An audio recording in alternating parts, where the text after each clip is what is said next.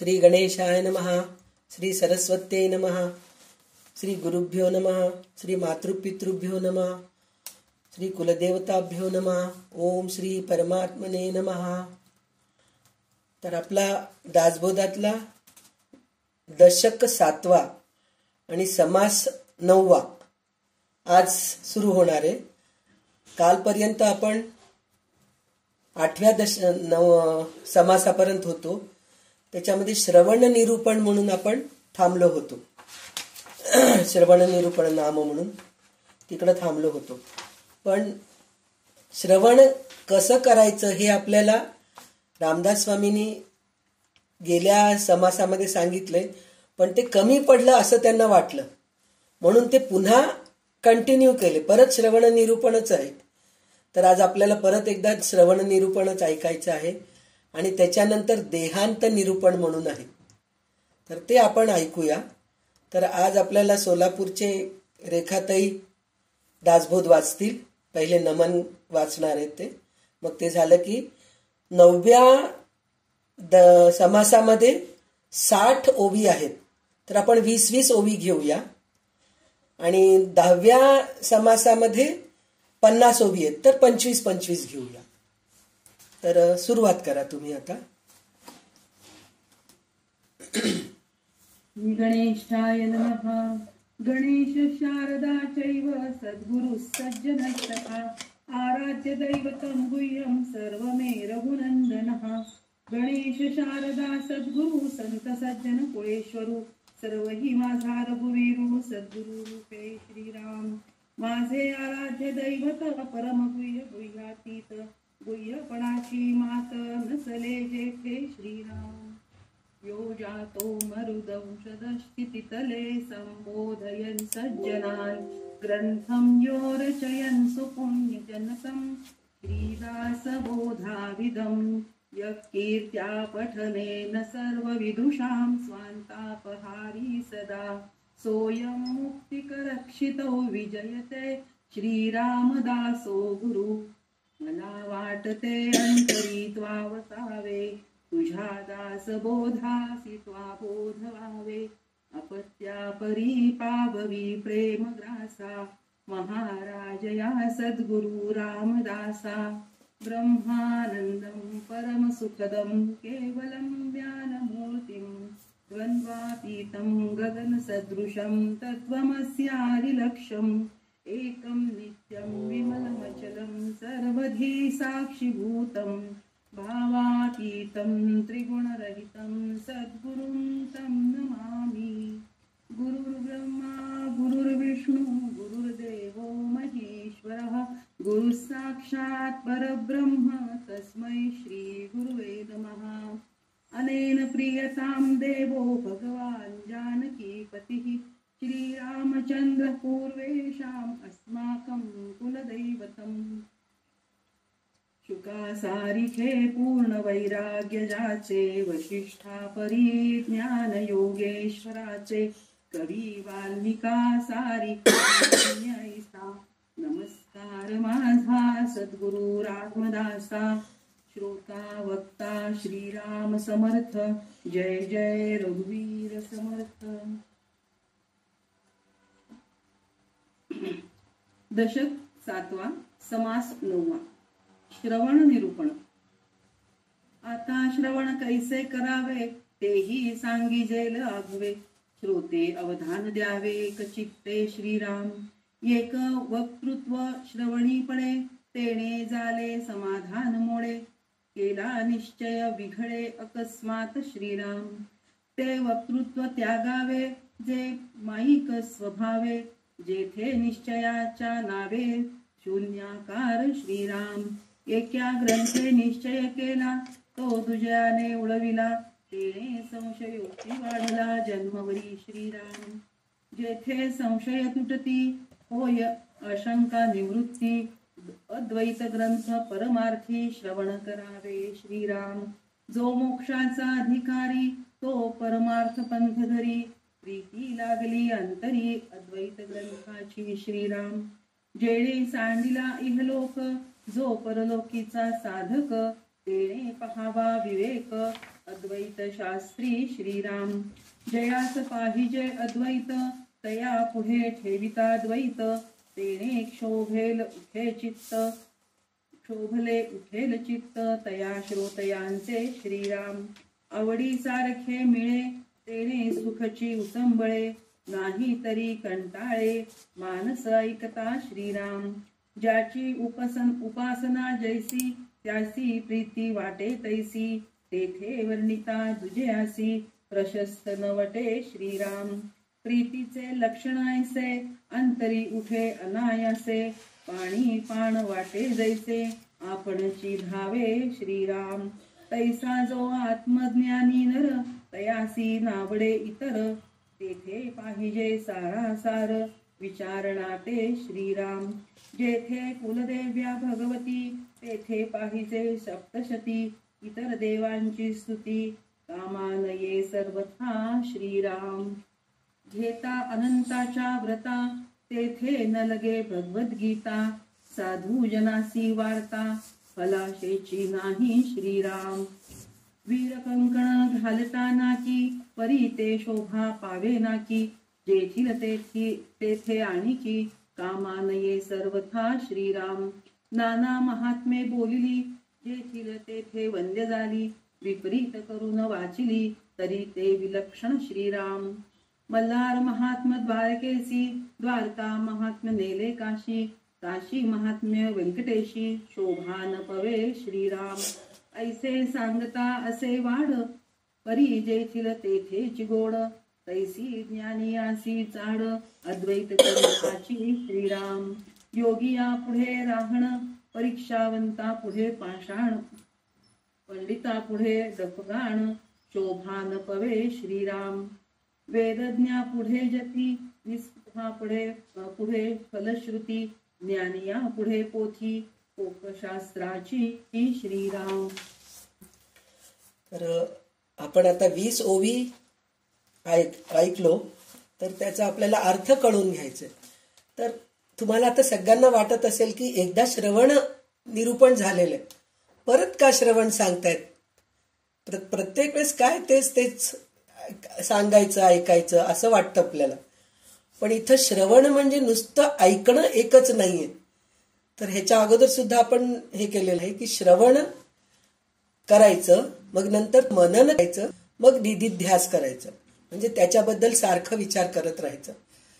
तर तेवढंच नाही, ते तर करायला ते आपल्या स्वतःसाठी, आपल्या स्वतःपुरतसाठी हे करणं जरुरी आहे. श्रवण मनन निधिध्यास हे तिन्ही करणं आपल्यासाठी आहे. पण निधिध्यास झाल्यानंतर आपल्याला थोडं तरी ज्ञान होतच असेल ना. आपण ऐकतोय, ऐकल्यानंतर त्याचा विचार करतोय, तो विचार केल्यानंतर त्याच्याबद्दल सारखं चिंतन करतोय आपण.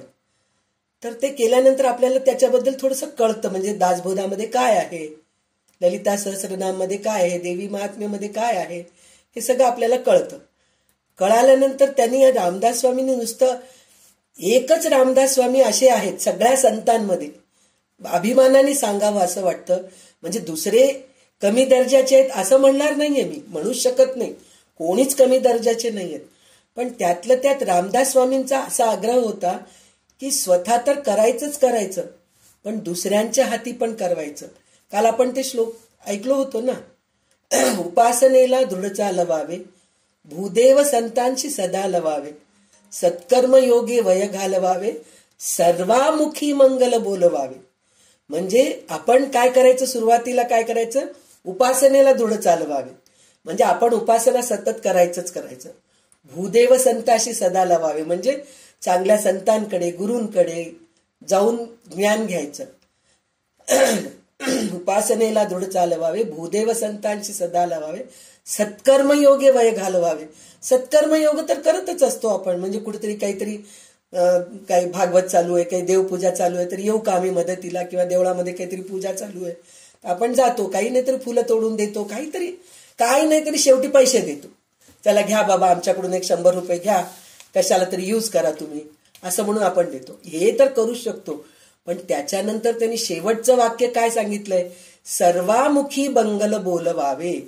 म्हणजे आपण एकटेच तयार होऊ नये, आपल्याबरोबर दुसऱ्यांना सुद्धा तयार करा. तुम्ही दुसऱ्यांना सुद्धा ज्ञान द्या. त्यांना ज्ञान दिलात म्हणजे ते सुद्धा अजून 4 लोकांना ज्ञान देऊ शकतात. तर मी ह्याच्या अगोदर सुद्धा सांगितलेली आहे, आपण बिझनेसचं चेन करतो आणि मोडू नका म्हणून म्हणतो. आणि आजकाल तर फार यायला लागले ते आपले काय म्हणतात त्याला, व्हॉट्सॲपवर ते हे जप करा तुम्ही, हे तोडू नका, 100 वेळा 108 वेळा रामनामाचं जप करा, याची चैन मोडू नका तुम्ही. हे असे चैन आपल्याला येत असतात.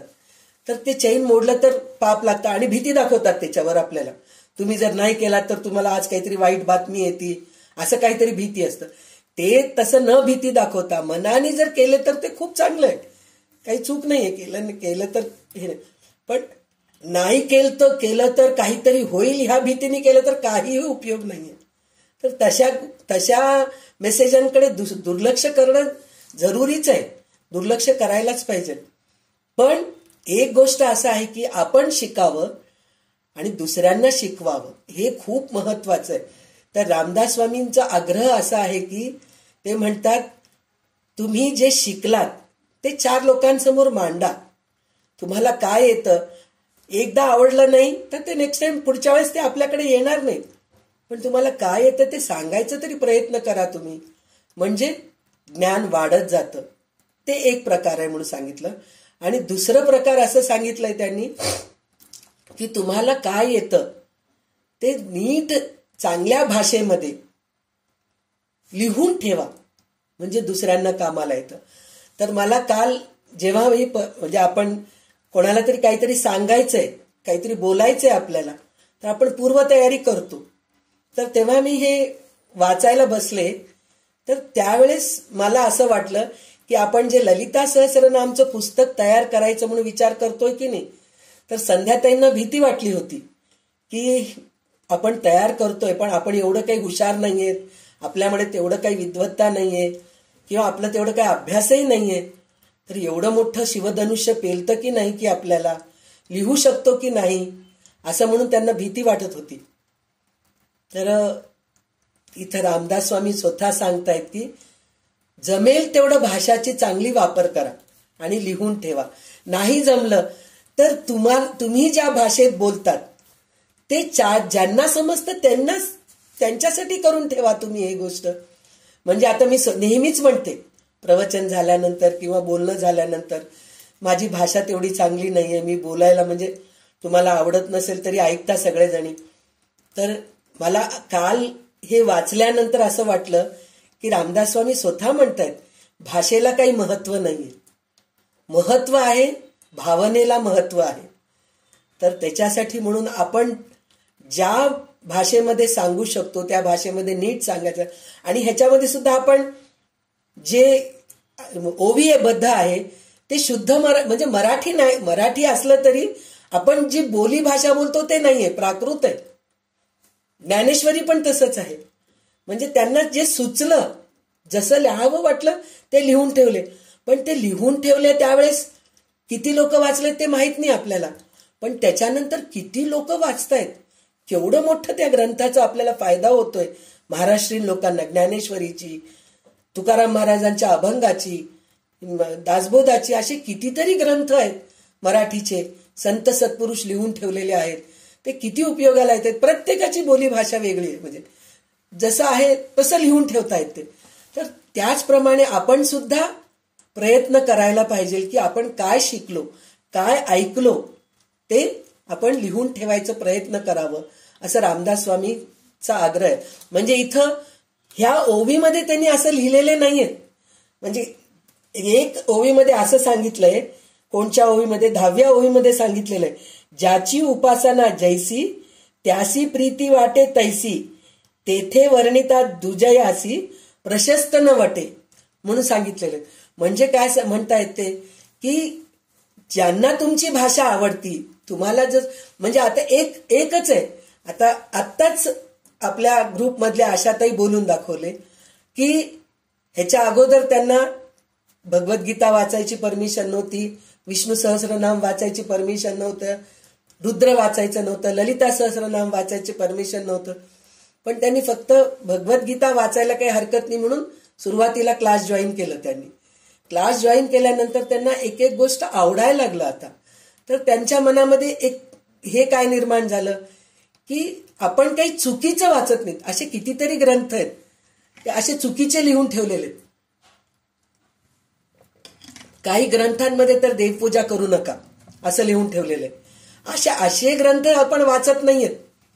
आपण चुकीचं काहीच वाचत नाहीये. देवाचं नामस्मरण करतोय, देवाची स्तुती करतोय, तर आपल्याला शिकायला काय हरकत आहे.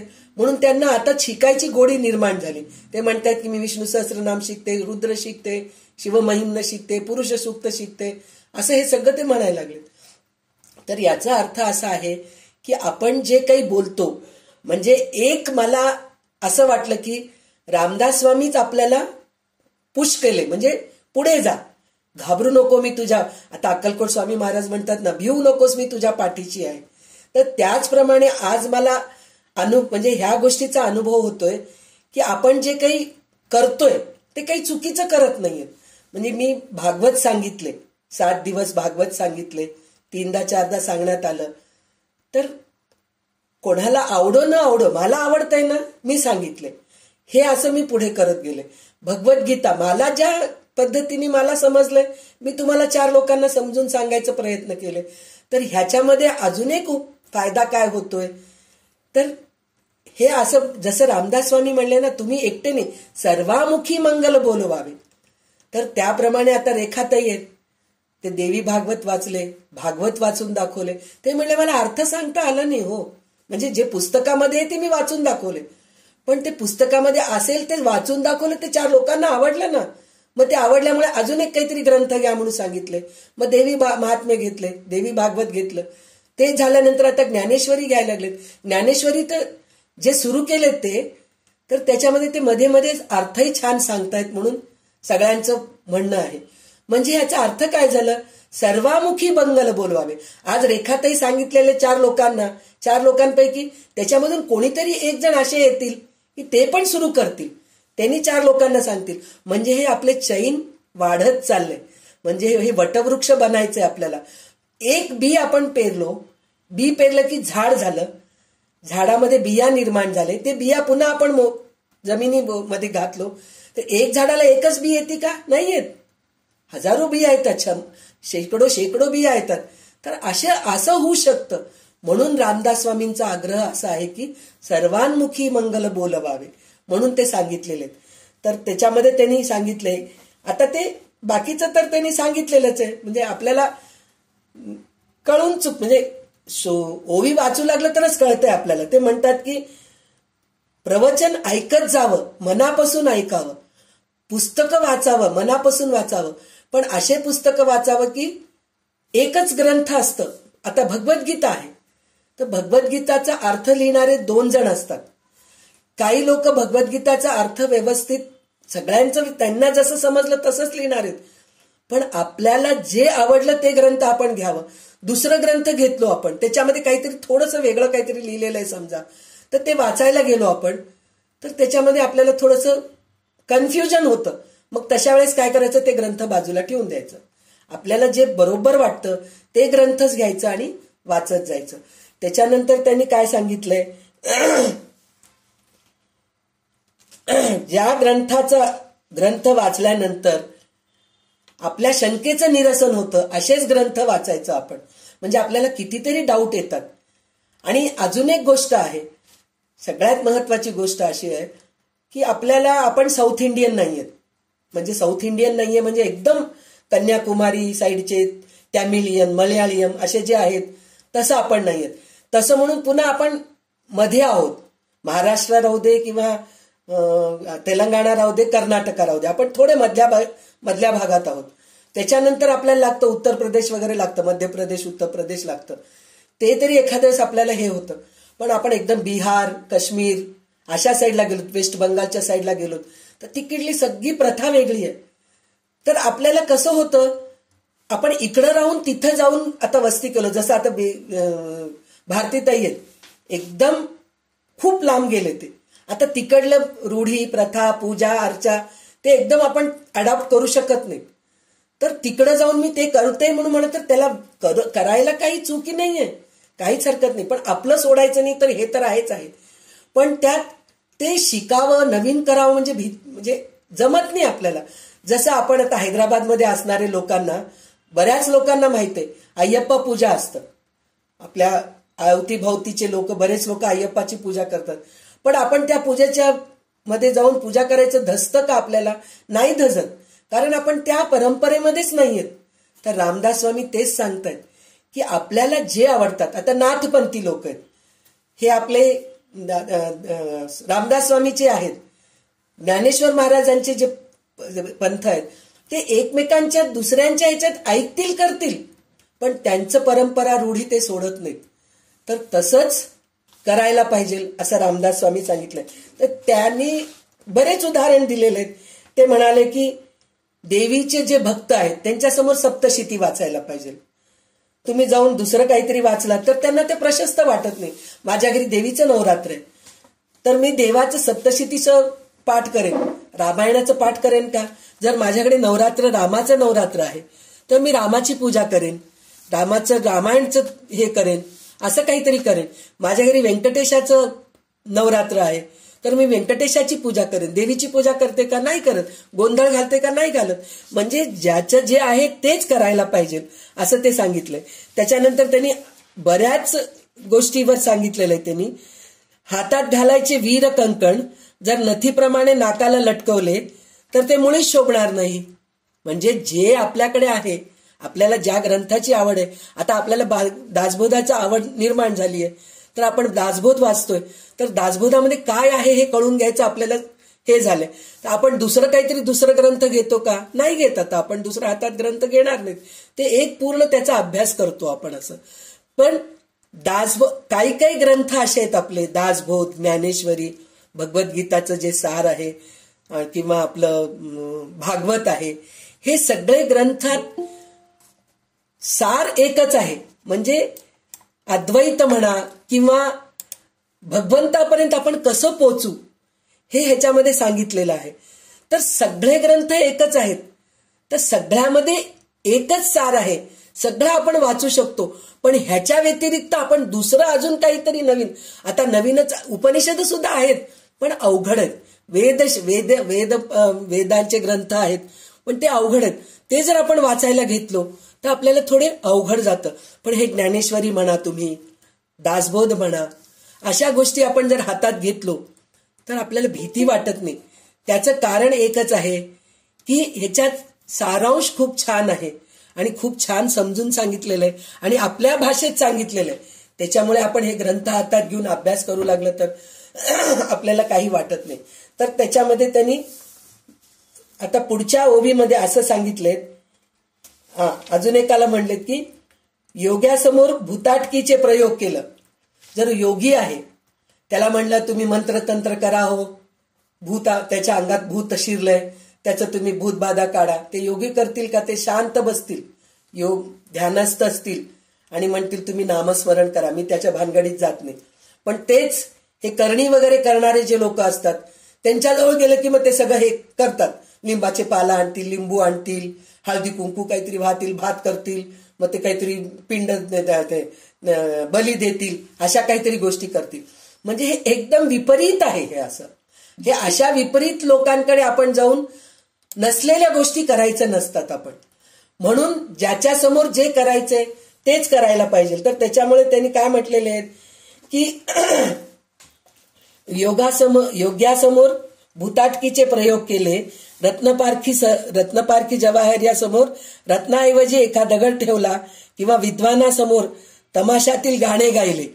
म्हणजे रत्नपारखी जो आहे त्याच्याजवळ जाऊन हे संगमरवरचं दगड आहे का, हे ग्रनाईट आहे का म्हणून जर विचारलं, तो काय सांगणार आहे? तो रत्नपारखी आहे, त्याच्यासमोर ही गोष्ट ठेवायची गरज नाहीये. नंतर त्यांनी म्हणले विद्वानासमोर जाऊन तमाशामधली गाणे म्हणली. जर विद्वानासमोर जाऊन काही अभंग म्हणलं, काही श्लोक म्हणलं तर त्यांना छान वाटतं. पण जाऊन मी सिनेमाचे गाणे म्हणते तमाशातले, तेव्हा सिनेमा नव्हतं म्हणून तमाशाचे गाणे म्हणतायत ते, तर तमाशाचे गाणे वगैरे म्हणत गेलो तर चालतं का? नाही. तर त्याचप्रमाणे आपण जे परमार्थ ज्या पुस्तकं वाचत आहोत, आपण अध्यात्माचे जे पुस्तकं वाचत आहोत, ते वाचत असताना मध्येच आपण रोमॅन्टिक नॉवेल वाचत घ्यायला घेतलो तर मजा येईल का? आपल्याला येत नाही. आणि जे लोक नॉवेल्स वाचतात, जे रोमॅन्टिक स्टोरीज वगैरे आहेत त्यांच्यासमोर जाऊन तुला वाच रे, ज्ञानेश्वरी वाच रे म्हणलं तर त्याला इंटरेस्ट येईल का? तो म्हणाल तुम्ही तुमचं राहा, माझ्या मला राहू द्या, असं म्हणून म्हणतील. म्हणजे रामदास स्वामी हे 2 उदाहरण आहेत. पण आता ह्याच्या पुढे 20 ओवी जे आहेत म्हणजे 40 ओवी पर्यंत हेच सांगितलेले आहेत. म्हणजे कोणासमोर काय करू नये हे सांगितलेले आहेत. तर रेखा ते पुढचे 20 ओवी वाचा. ब्रह्मचर्या पुढे नाचणी, रास क्रीडा निरूपणी, राजहंसा पुढे पाणी, ठेविले जैसे श्रीराम, तैसे अंतर्निष्ठा पुढे ठेविले शृंगारिक टिपडे, तेने त्याचे कैसे घडे समाधान श्रीराम, रायास रंकाची आशा, तक्र सांगणे पियुषा, संन्यासाशी ओवसा, उच्चिष्ट चांडाळी श्रीराम, कर्मनिष्ठा वशीकरण, पंचाक्षरी निरूपण, तेथे भंगे अंतःकरण, सहजची त्यांचे श्रीराम, तैसे पारमार्थिक जन, तयास नसता आत्मज्ञान, ग्रंथ वाचता समाधान होणार नाही श्रीराम. आता असो हे बोलणे, गयाशी स्वहित करणे, तेने सदा विचरणे, अद्वैत ग्रंथी श्रीराम, आत्मज्ञानी एकचित्त, तेने पाहणे अद्वैत, एकांत स्थळी निवांत समाधान श्रीराम, बहुत प्रकारे पाहता ग्रंथ नाही अद्वैता परता, परमार्थास तत्वता तारूच की श्रीराम, इतर जे प्रापंचिक हास्य विनोद नवरसिक, हित नव्हे ते पुस्तक परमार्थासी श्रीराम, जेणे परमार्थ वाढे अंगी अंताप चढे, भक्ती साधना आवडे त्या नाव ग्रंथ श्रीराम, जो ऐकता गर्वगळे ता ते भ्रांतीच मावळे, ना तरी एकसरे बोळे मन भगवंती श्रीराम, जेणे होय उपरती अवगुण पालटती, जेणे चुके अधोगती त्या नाव ग्रंथ श्रीराम, जेणे कारिष्ट चढे, जेणे परोपकार घडे, जेणे विषय वासना मोडे त्या नाव ग्रंथ श्रीराम, जेणे परत्र साधन, जेणे ग्रंथे होय ज्ञान, जेणे होई जे पावन त्या नाव ग्रंथ श्रीराम, ग्रंथ बहुत असती नाना विधाने फलश्रुती, जेथे नुपजे विरक्ती भक्ती तो ग्रंथची नव्हे श्रीराम, मोक्षे विण फलश्रुती ते दुराशेची पोथी, ऐकता ऐकता पुढती दुराशाची वाढे श्रीराम, श्रवणी लोभ उपजेल जेथे, विवेक तैसा असेल तेथे, बैसेल दुराशेची भूते तया अधोगती श्रीराम, ऐकोनीच फलश्रुती पुढे तरी पावोनी म्हणती, तया जन्म अधोगती सहजची झाली श्रीराम, नाना फळे पक्षी खाती तेनेची तया होय तृप्ती, परी त्या चकोराचे चित्ती अमृत वसे श्रीराम, तैसे संसारी मनुष्य पाहे संसाराची वास, परी ते भगवंताचे अंश भगवंताची उत्पत्ती श्रीराम. तर आता इथे 25 ओवी पर्यंत परत तेच सांगितलेले आहेत रामदास स्वामींनी की समजा एका ब्रह्मचारी समोर जाऊन नाचणारीला उभं केलं, कलावंतिणीला उभा केलं तर त्याला त्यात इंटरेस्ट येईल का? येणार नाही. नंतर निर्गुण निराकार ब्रह्मस्वरूपाच्या मध्ये जे राहतात त्यांच्यासमोर जाऊन आपण शृंगार रासक्रीडा अशा गोष्टी जर सांगायला गेलो तर त्यांना आवडणार नाही म्हणून सांगितलं. आणि राजहंसाला कसं दूध पाणी मिक्स करून ठेवलेलं जरी राहिलं, मिळून ठेवलं तरी त्यातलं तो दूधच पितो, पाणी पित नाही. त्याच्यासमोर जाऊन मी पाणी ठेवले तर तो पिणार का? पक्षी, साधा पक्षी असा आहे. तर माणसांचं काय? तर त्याच्यासाठी म्हणून ज्याला जे जमेल तेच त्याला समजून सांगायला पाहिजे आणि तेच त्याच्यासमोर बोलायला पाहिजे. हेच आपण श्रवण केलेल्याचं फळ आहे. म्हणजे मी जे शिकले, मी जे ऐकले ते दुसऱ्यांना समजून सांगायचं. आणि ते दुसऱ्यांना समजून सांगायचं म्हणजे काय? कोणाला? म्हणजे त्यांना रस्त्यावर जाणाऱ्या येणाऱ्यांना मी गीता सांगते, मी भगवद्गीता सांगते, मी दासबोध सांगते, मी ललिता सहस्रनाम सांगते जर म्हणत बसले, वेड्यात काढतील आपल्याला, दगड घेऊन मारतील. काय वेड लागले काय या बाईला म्हणून असं म्हणतील. पण त्यातलं त्यात आपण निवडून बघायचं की अरे ह्यांना कोणाला तरी इंटरेस्ट आहे का? थोडं समजून सांगायला तर प्रयत्न तर करूया ना. ऐकलं ऐकतील, नाही ऐकलं नाही ऐकतील, जाऊ दे असं म्हणून आपण प्रयत्न केलो तर ह्याचं वटवृक्ष व्हायला वेळ लागत नाही. तर त्याच्यासाठी म्हणून रामदास स्वामी हे सांगतायत.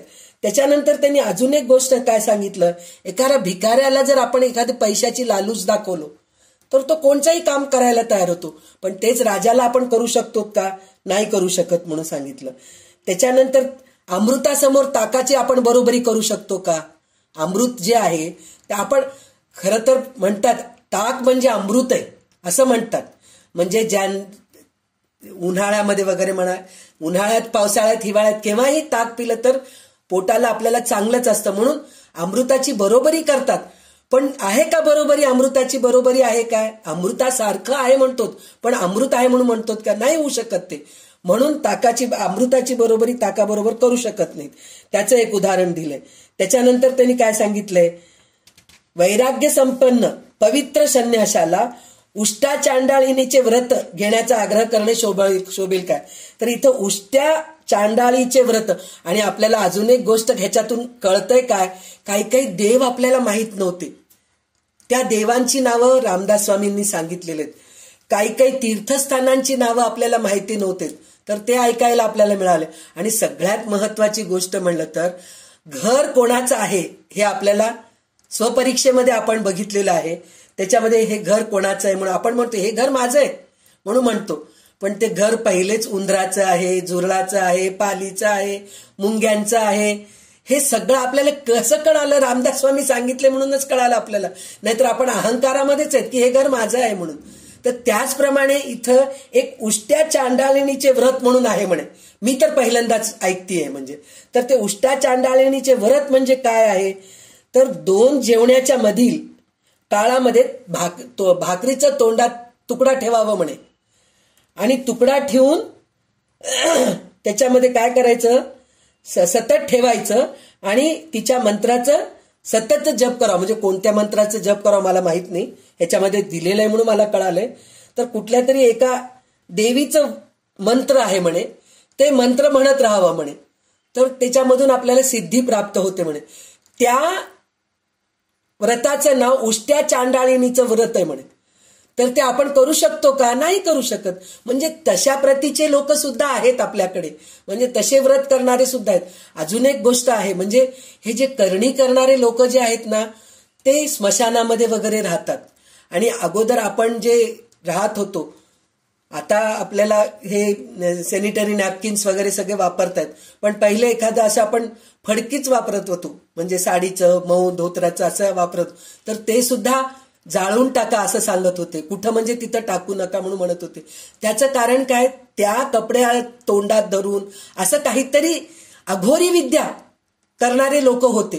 तर ते तसे करणारे लोकांसमोर जाऊन जर आपण हे भगवद्गीता सांगत बसलो त्यांना पटत नाही.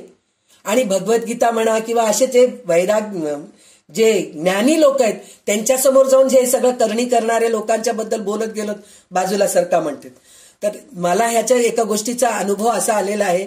तर कोणीतरी एका जणी असं म्हटले होते की भूतबाधा झाली हो माझ्या मुलाला, खूपच त्रास होतोय, तो काहीतरी ओलांडलाय, लिंबू वगैरे काहीतरी ओलांडलाय, तर त्याच्यामुळे ते भूतबाधा झाले असं म्हणून ते म्हणले. तर मला अजूनही म्हणजे त्या गोष्टीकडे जावं वाटत नाही आणि विश्वास होत नाही म्हणू शकत नाही. कारण माझे गुरु मला सांगितले तसं बोलायचं नसतं म्हणून म्हणते. विश्वास होत नाही असं म्हणायचं नाही म्हणून म्हणले. तर त्यावेळेस मी म्हणले की असं असतं का हो वाकनीस काका की लिंबू ओलांडलं की आपल्याला काहीतरी होतं, भाताचे शीत ओलांडलं तर काहीतरी होतं, असं काहीतरी असतं का हो काका म्हणून विचारलं. तर त्यावेळेस त्यांनी म्हणले देव आहे म्हणून तुम्हाला पटतंय की नाही? तर मी म्हणले हो पटतं. म्हणले कशाला पटत नाही, देव आहेच म्हणून म्हणले. तर कधी बघितलात का तुम्ही देवाला? म्हणले नाही. म्हणले तर मूर्ती आहे, आई वडील सांगितलेले संस्कार आहेत मला लहानपणापासून दिलेले, देव आहे, देवाची पूजा करायला पाहिजे.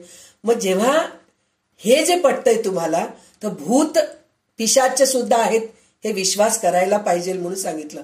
म्हणजे आहेत ते सुद्धा आहेत, तुम्हाला अनुभव येत नाहीये त्या गोष्टीचं आणि येऊ नये, या गोष्टीचा आपल्याला अनुभव पण येऊ नये. पण ज्यांना अनुभव आले ते त्रास भोगलेले आहेत तर त्यांना ते त्रास होतो. तर त्याला आपण विश्वास नाहीये, हे खोटं आहे असं म्हणून चालत नाही असं म्हणून ते म्हणायचे. म्हणून म्हणतेय की ह्या सगळ्या गोष्टीमध्ये आपण न गेलेलं बरं. आपण कुठे जातोय? आत्मज्ञानाकडे जातोय.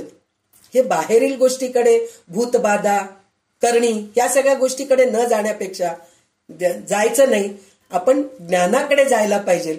तर त्याच्यामध्ये त्यातल्या त्यात रामदास स्वामींनी अजून एक आग्रह काय केलेले आहेत ते म्हणालेत की अद्वैत ग्रंथ घ्या. आता द्वैत अद्वैत हे जे आहेत, खरं पाहिलं तर आपण अद्वैत ग्रंथ हातामध्ये घेतलो, आपण झालो का हो अद्वैत? नाही झालो. आपल्यामध्ये अजूनही द्वैत आहे, आपल्यामध्ये खूप आहे. आपण म्हणतो नाही हो, मला काय ते सज्जनगडला गेलं तरच बरं वाटतंय, काय की अक्कलकोटला जावं वाटत नाही हो, असं म्हणून. म्हणजे आपण इतक्या मोठ्या संतांच्या दारी जायला सुद्धा मागे पुढे करतो. मला नाही हो अय्यप्पा स्वामीचं पूजा करायला तेवढं नाही आवडत हो, मला आमचं चांगलं आहे पा, आम्ही ते गजानन महाराजांची पोथी वाचतो, आम्हाला बरं वाटतं. आमच्याकडे शंकर महाराजांचं खूप चांगलं आहे पाव, आता आम्हाला दुसरं काही माहित नाही, आम्ही ते. म्हणजे आपण इतके ह्याच्यामध्ये ग्रंथ हातात अद्वैत, दासबोध अद्वैत ग्रंथ आहे, भगवद्गीता अद्वैत ग्रंथ आहे, परत आपलं कोणचं ज्ञानेश्वरी अद्वैत ग्रंथ आहे, हे सगळं वाचतोय. पण आपण स्वतः काही अद्वैत झालेलं नाहीये. पण हळूहळू आपल्याला अद्वैत होणं म्हणजे काय? भगवंतामध्ये लीन होऊन जाणं, भेदभाव नसणं, द्वैत न राहणं, ह्याला अद्वैत म्हणतात. पण हे मला तर असं वाटतं ह्या जन्मी तर अद्वैत व्हायचं शक्यताच नाहीये. त्याचं कारण काय? आपल्यामध्ये भेदभाव खूप आहे, द्वैत भावना खूप आहे आपल्यामध्ये. पण त्याचं आपण प्रॅक्टिस करायला पाहिजे. अद्वैत होणं म्हणून म्हणलं तर एक आपण कुठल्या तरी पंथामध्ये जातोय असं नाहीये. अद्वैत होणं म्हणलं तर भेदभाव नको, तू आणि मी हे भाव आपल्यामध्ये नसायला पाहिजे. म्हणून आपल्याला अद्वैत ग्रंथ घ्या असं म्हणून रामदास स्वामींचा आग्रह आहे. तर त्याच्यानंतर ते म्हणतायत, साधक वृत्तीच्या माणसाला ग्रंथ उपयोगी पडतात यात शंका नाही, परंतु जे ग्रंथ उपयोगी पडतात त्याची लक्षणे ते आता सांगणार आहेत म्हणून म्हटलं ते. तर कोणचं आत्मज्ञानाचे सुस्पष्ट वर्णन करून साधना मार्गाचे यथोचित वर्णन करणारे ग्रंथच परमार्थी माणसाला उपयोगी पडतात. म्हणजे आपण साधना कसं करायला पाहिजे ते सगळ्यात उत्तम ग्रंथ म्हणून म्हणलं तर आपल्याला माझ्या मते दासबोध, आणखीन भगवद्गीता. दुसऱ्या अध्यायामध्ये निष्काम कर्म आपल्याला किती छान सांगितलंय त्यांनी. हे कर्म करायला पाहिजे, कर्म केलेले सगळे देवाला अर्पण करायला पाहिजे. मी करतोय ही भावना नकोय आपल्याला. सुख दुःख सहन करायची शक्ती पाहिजे, शीतोष्ण सहन करायची शक्ती पाहिजे, मान अपमान सहन करायची शक्ती पाहिजे, लाभ पराजय हे करायला पाहिजे. म्हणून आपल्याला किती गोष्टी आपल्याला भगवद्गीतेमध्ये आणि दासबोधामध्ये सांगत आहेत. म्हणजे ह्या अशा ग्रंथ आपण जर घेतलो तर आपल्याला फायदा होतो, द्वैत निघून जाण्यात फायदा होतो म्हणून आपल्याला सांगितलेलं आहे. आणि ते कसं करायला पाहिजे हे सांगितलं त्यांनी. आत्मज्ञानाची साधना करणाऱ्या साधकाने अत्यंत निवांत अशा एकांत स्थानी जावे, तेथे अगदी एकाग्र मनाने अद्वैत ग्रंथ अभ्यासावे. असे केल्याने त्या समाधान होईल. म्हणजे कोणचंही ग्रंथ अद्वैत राहू दे, द्वैत राहू दे, काही साधना करायचंय, मी 4 लोकांमध्ये बसून साधना करतोय म्हणून म्हणलं तर ते फार पोचलेले लोक राहायला पाहिजे. म्हणजे 4 लोकांमध्ये करू शकत नाही असं नाहीये, करू शकतो आपण, पण त्याच्यामध्ये एकाग्रता खूप लागते. ती एकाग्रता आपल्यामध्ये आहे का? नाहीये.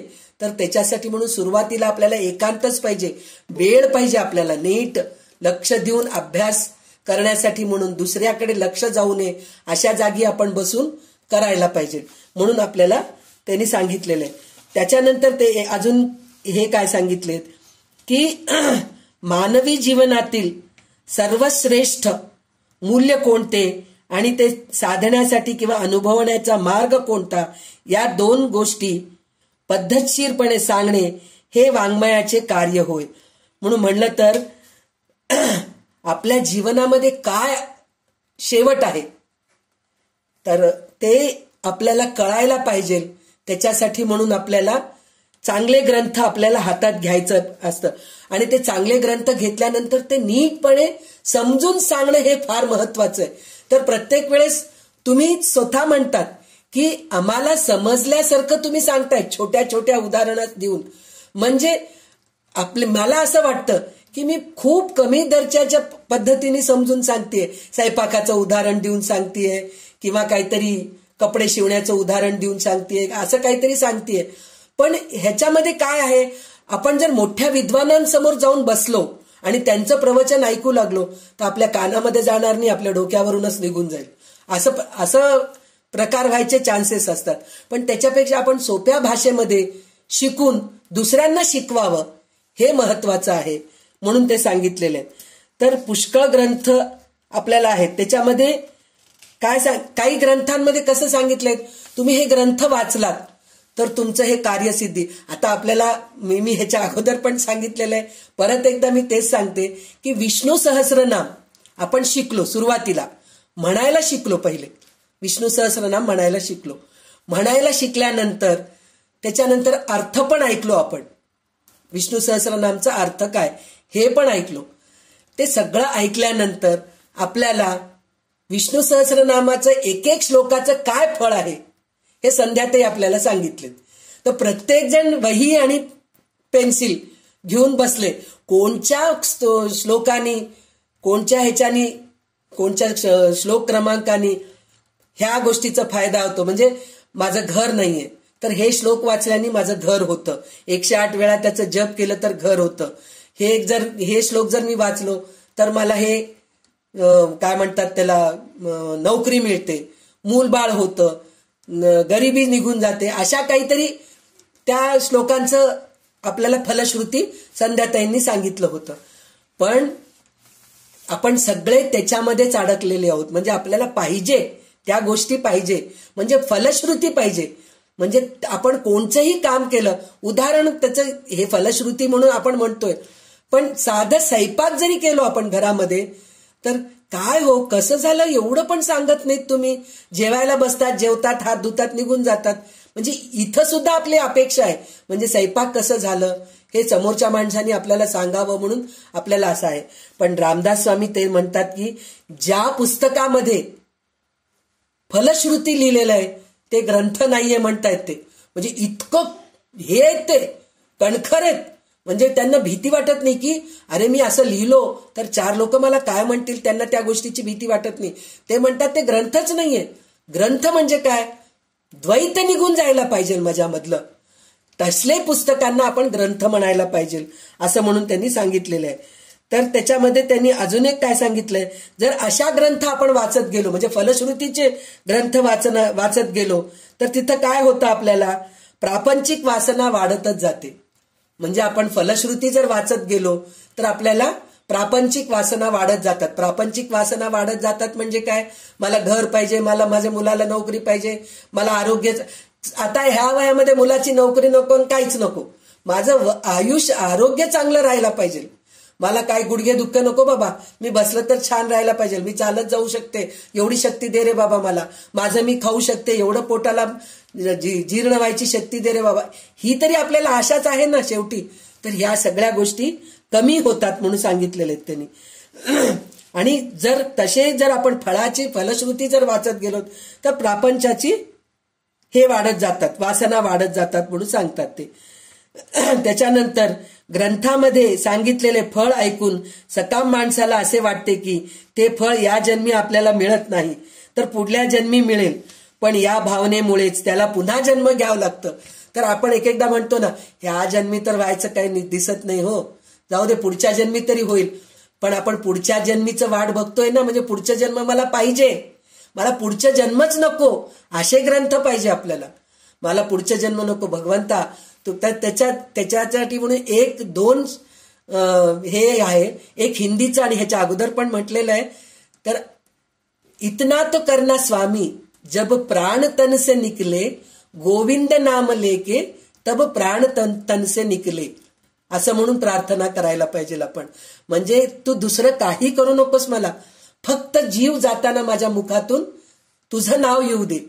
आणि हेची दान देगा देवा, तुझा विसरण व्हावा, न लगे मुक्ती संपदा, संत संग देई सदा.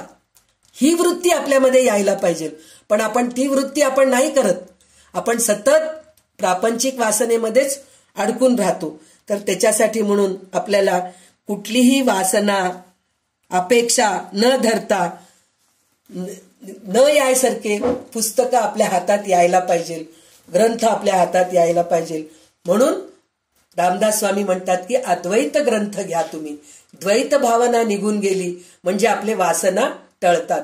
अद्वैत द्वैत हे आपण मत म्हणतो. आम्ही अद्वैतवादी आहोत, आम्ही द्वैतवादी आहोत, आम्ही द्वैत संप्रदायामध्ये जन्मलेले आहोत, आम्ही अद्वैत संप्रदायामध्ये जन्मलेले आहोत. कोणीही अद्वैत संप्रदायामध्ये जन्मलं तरी अद्वैत कोणीच नाहीये. पण आपल्याला अद्वैत व्हायचं कारण काय? द्वैत लोकांना असं वाटतं की सारखं अद्वैताचं सांगायला लागलेत संध्याताई, द्वैताचं काही हे नाहीये काय, महत्व नाहीये काय. अरे अद्वैताच्या बद्दल सांगतेय पण मी स्वतः द्वैत आहे.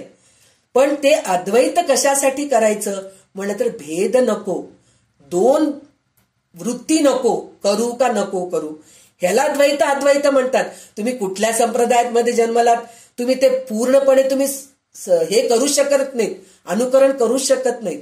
तर द्वैत जे आहे म्हणजे भेदभाव सोडून द्यावं, त्याच्यासाठी म्हणून अद्वैत ग्रंथाचा अभ्यास करा म्हणून रामदास स्वामी आपल्याला जास्त भार देत आहेत आणि आग्रह करतायत.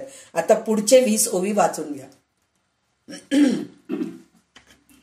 ज्ञानियासी पाहिजे ज्ञान, भजकास पाहिजे भजन, साधकास पाहिजे साधन, इच्छे सारिखे श्रीराम.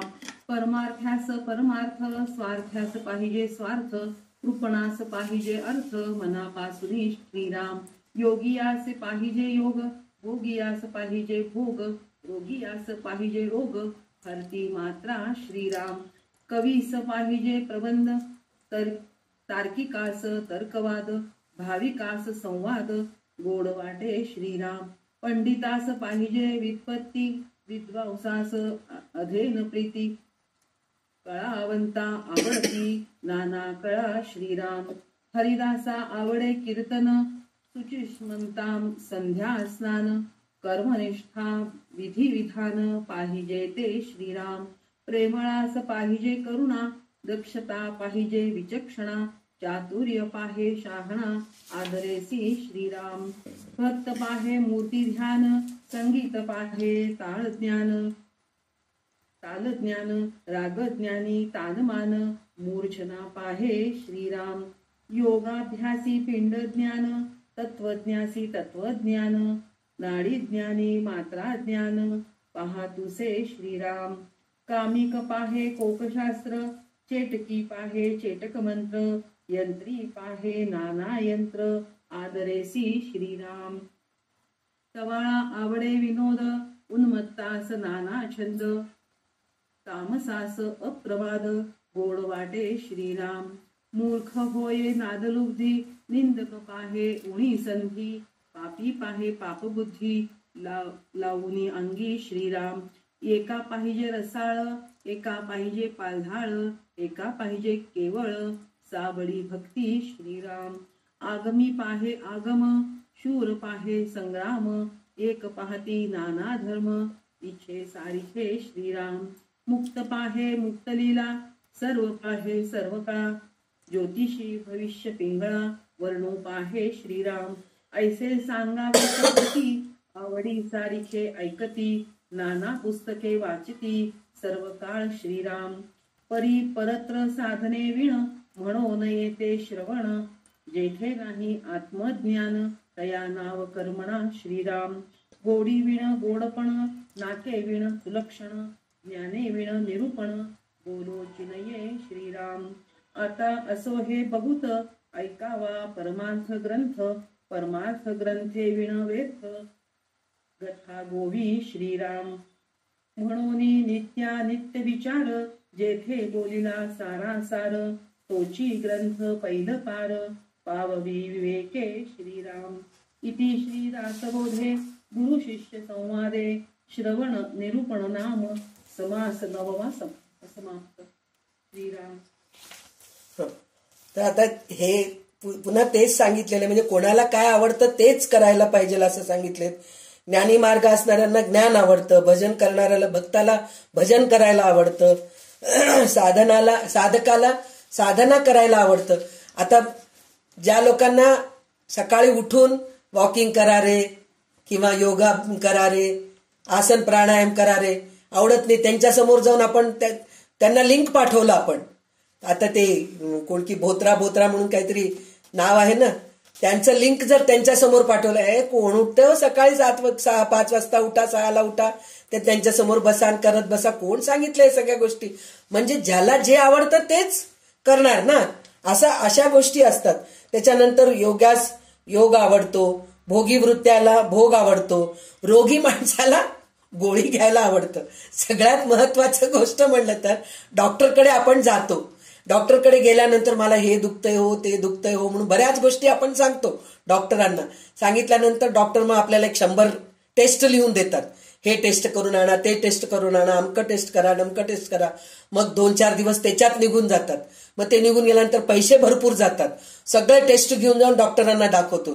दाखवल्यानंतर डॉक्टर म्हणतात काहीच नाही हो, सगळं व्यवस्थित आहे. अय्या काहीच नाहीये म्हणून म्हणजे तिथेही निराश होतो आपण. म्हणजे काहीतरी निघायला पाहिजे होतं. अरे आनंद मानानं काही नाहीये म्हणून, अरे इतकं पैसे केलो ग, काहीच नाहीये शेवटी ते रिपोर्टमध्ये. म्हणजे आपली वृत्ती तशी, म्हणजे रोगियास आवडे रोग, म्हणजे आपण रोगीच आहोत.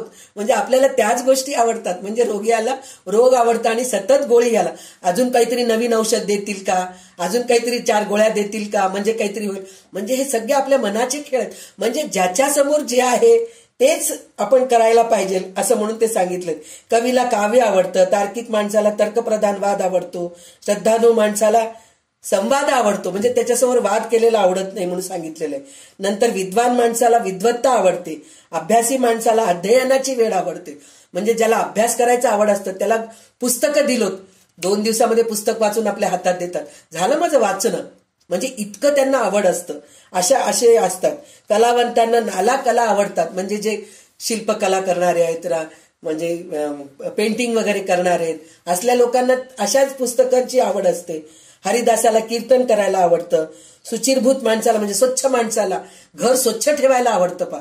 काही म्हणावं, मला घर स्वच्छ ठेवलेलं आवडतं. इकडलं वस्तू इकडे ठेवलं की माझं डोकं खराब होतं.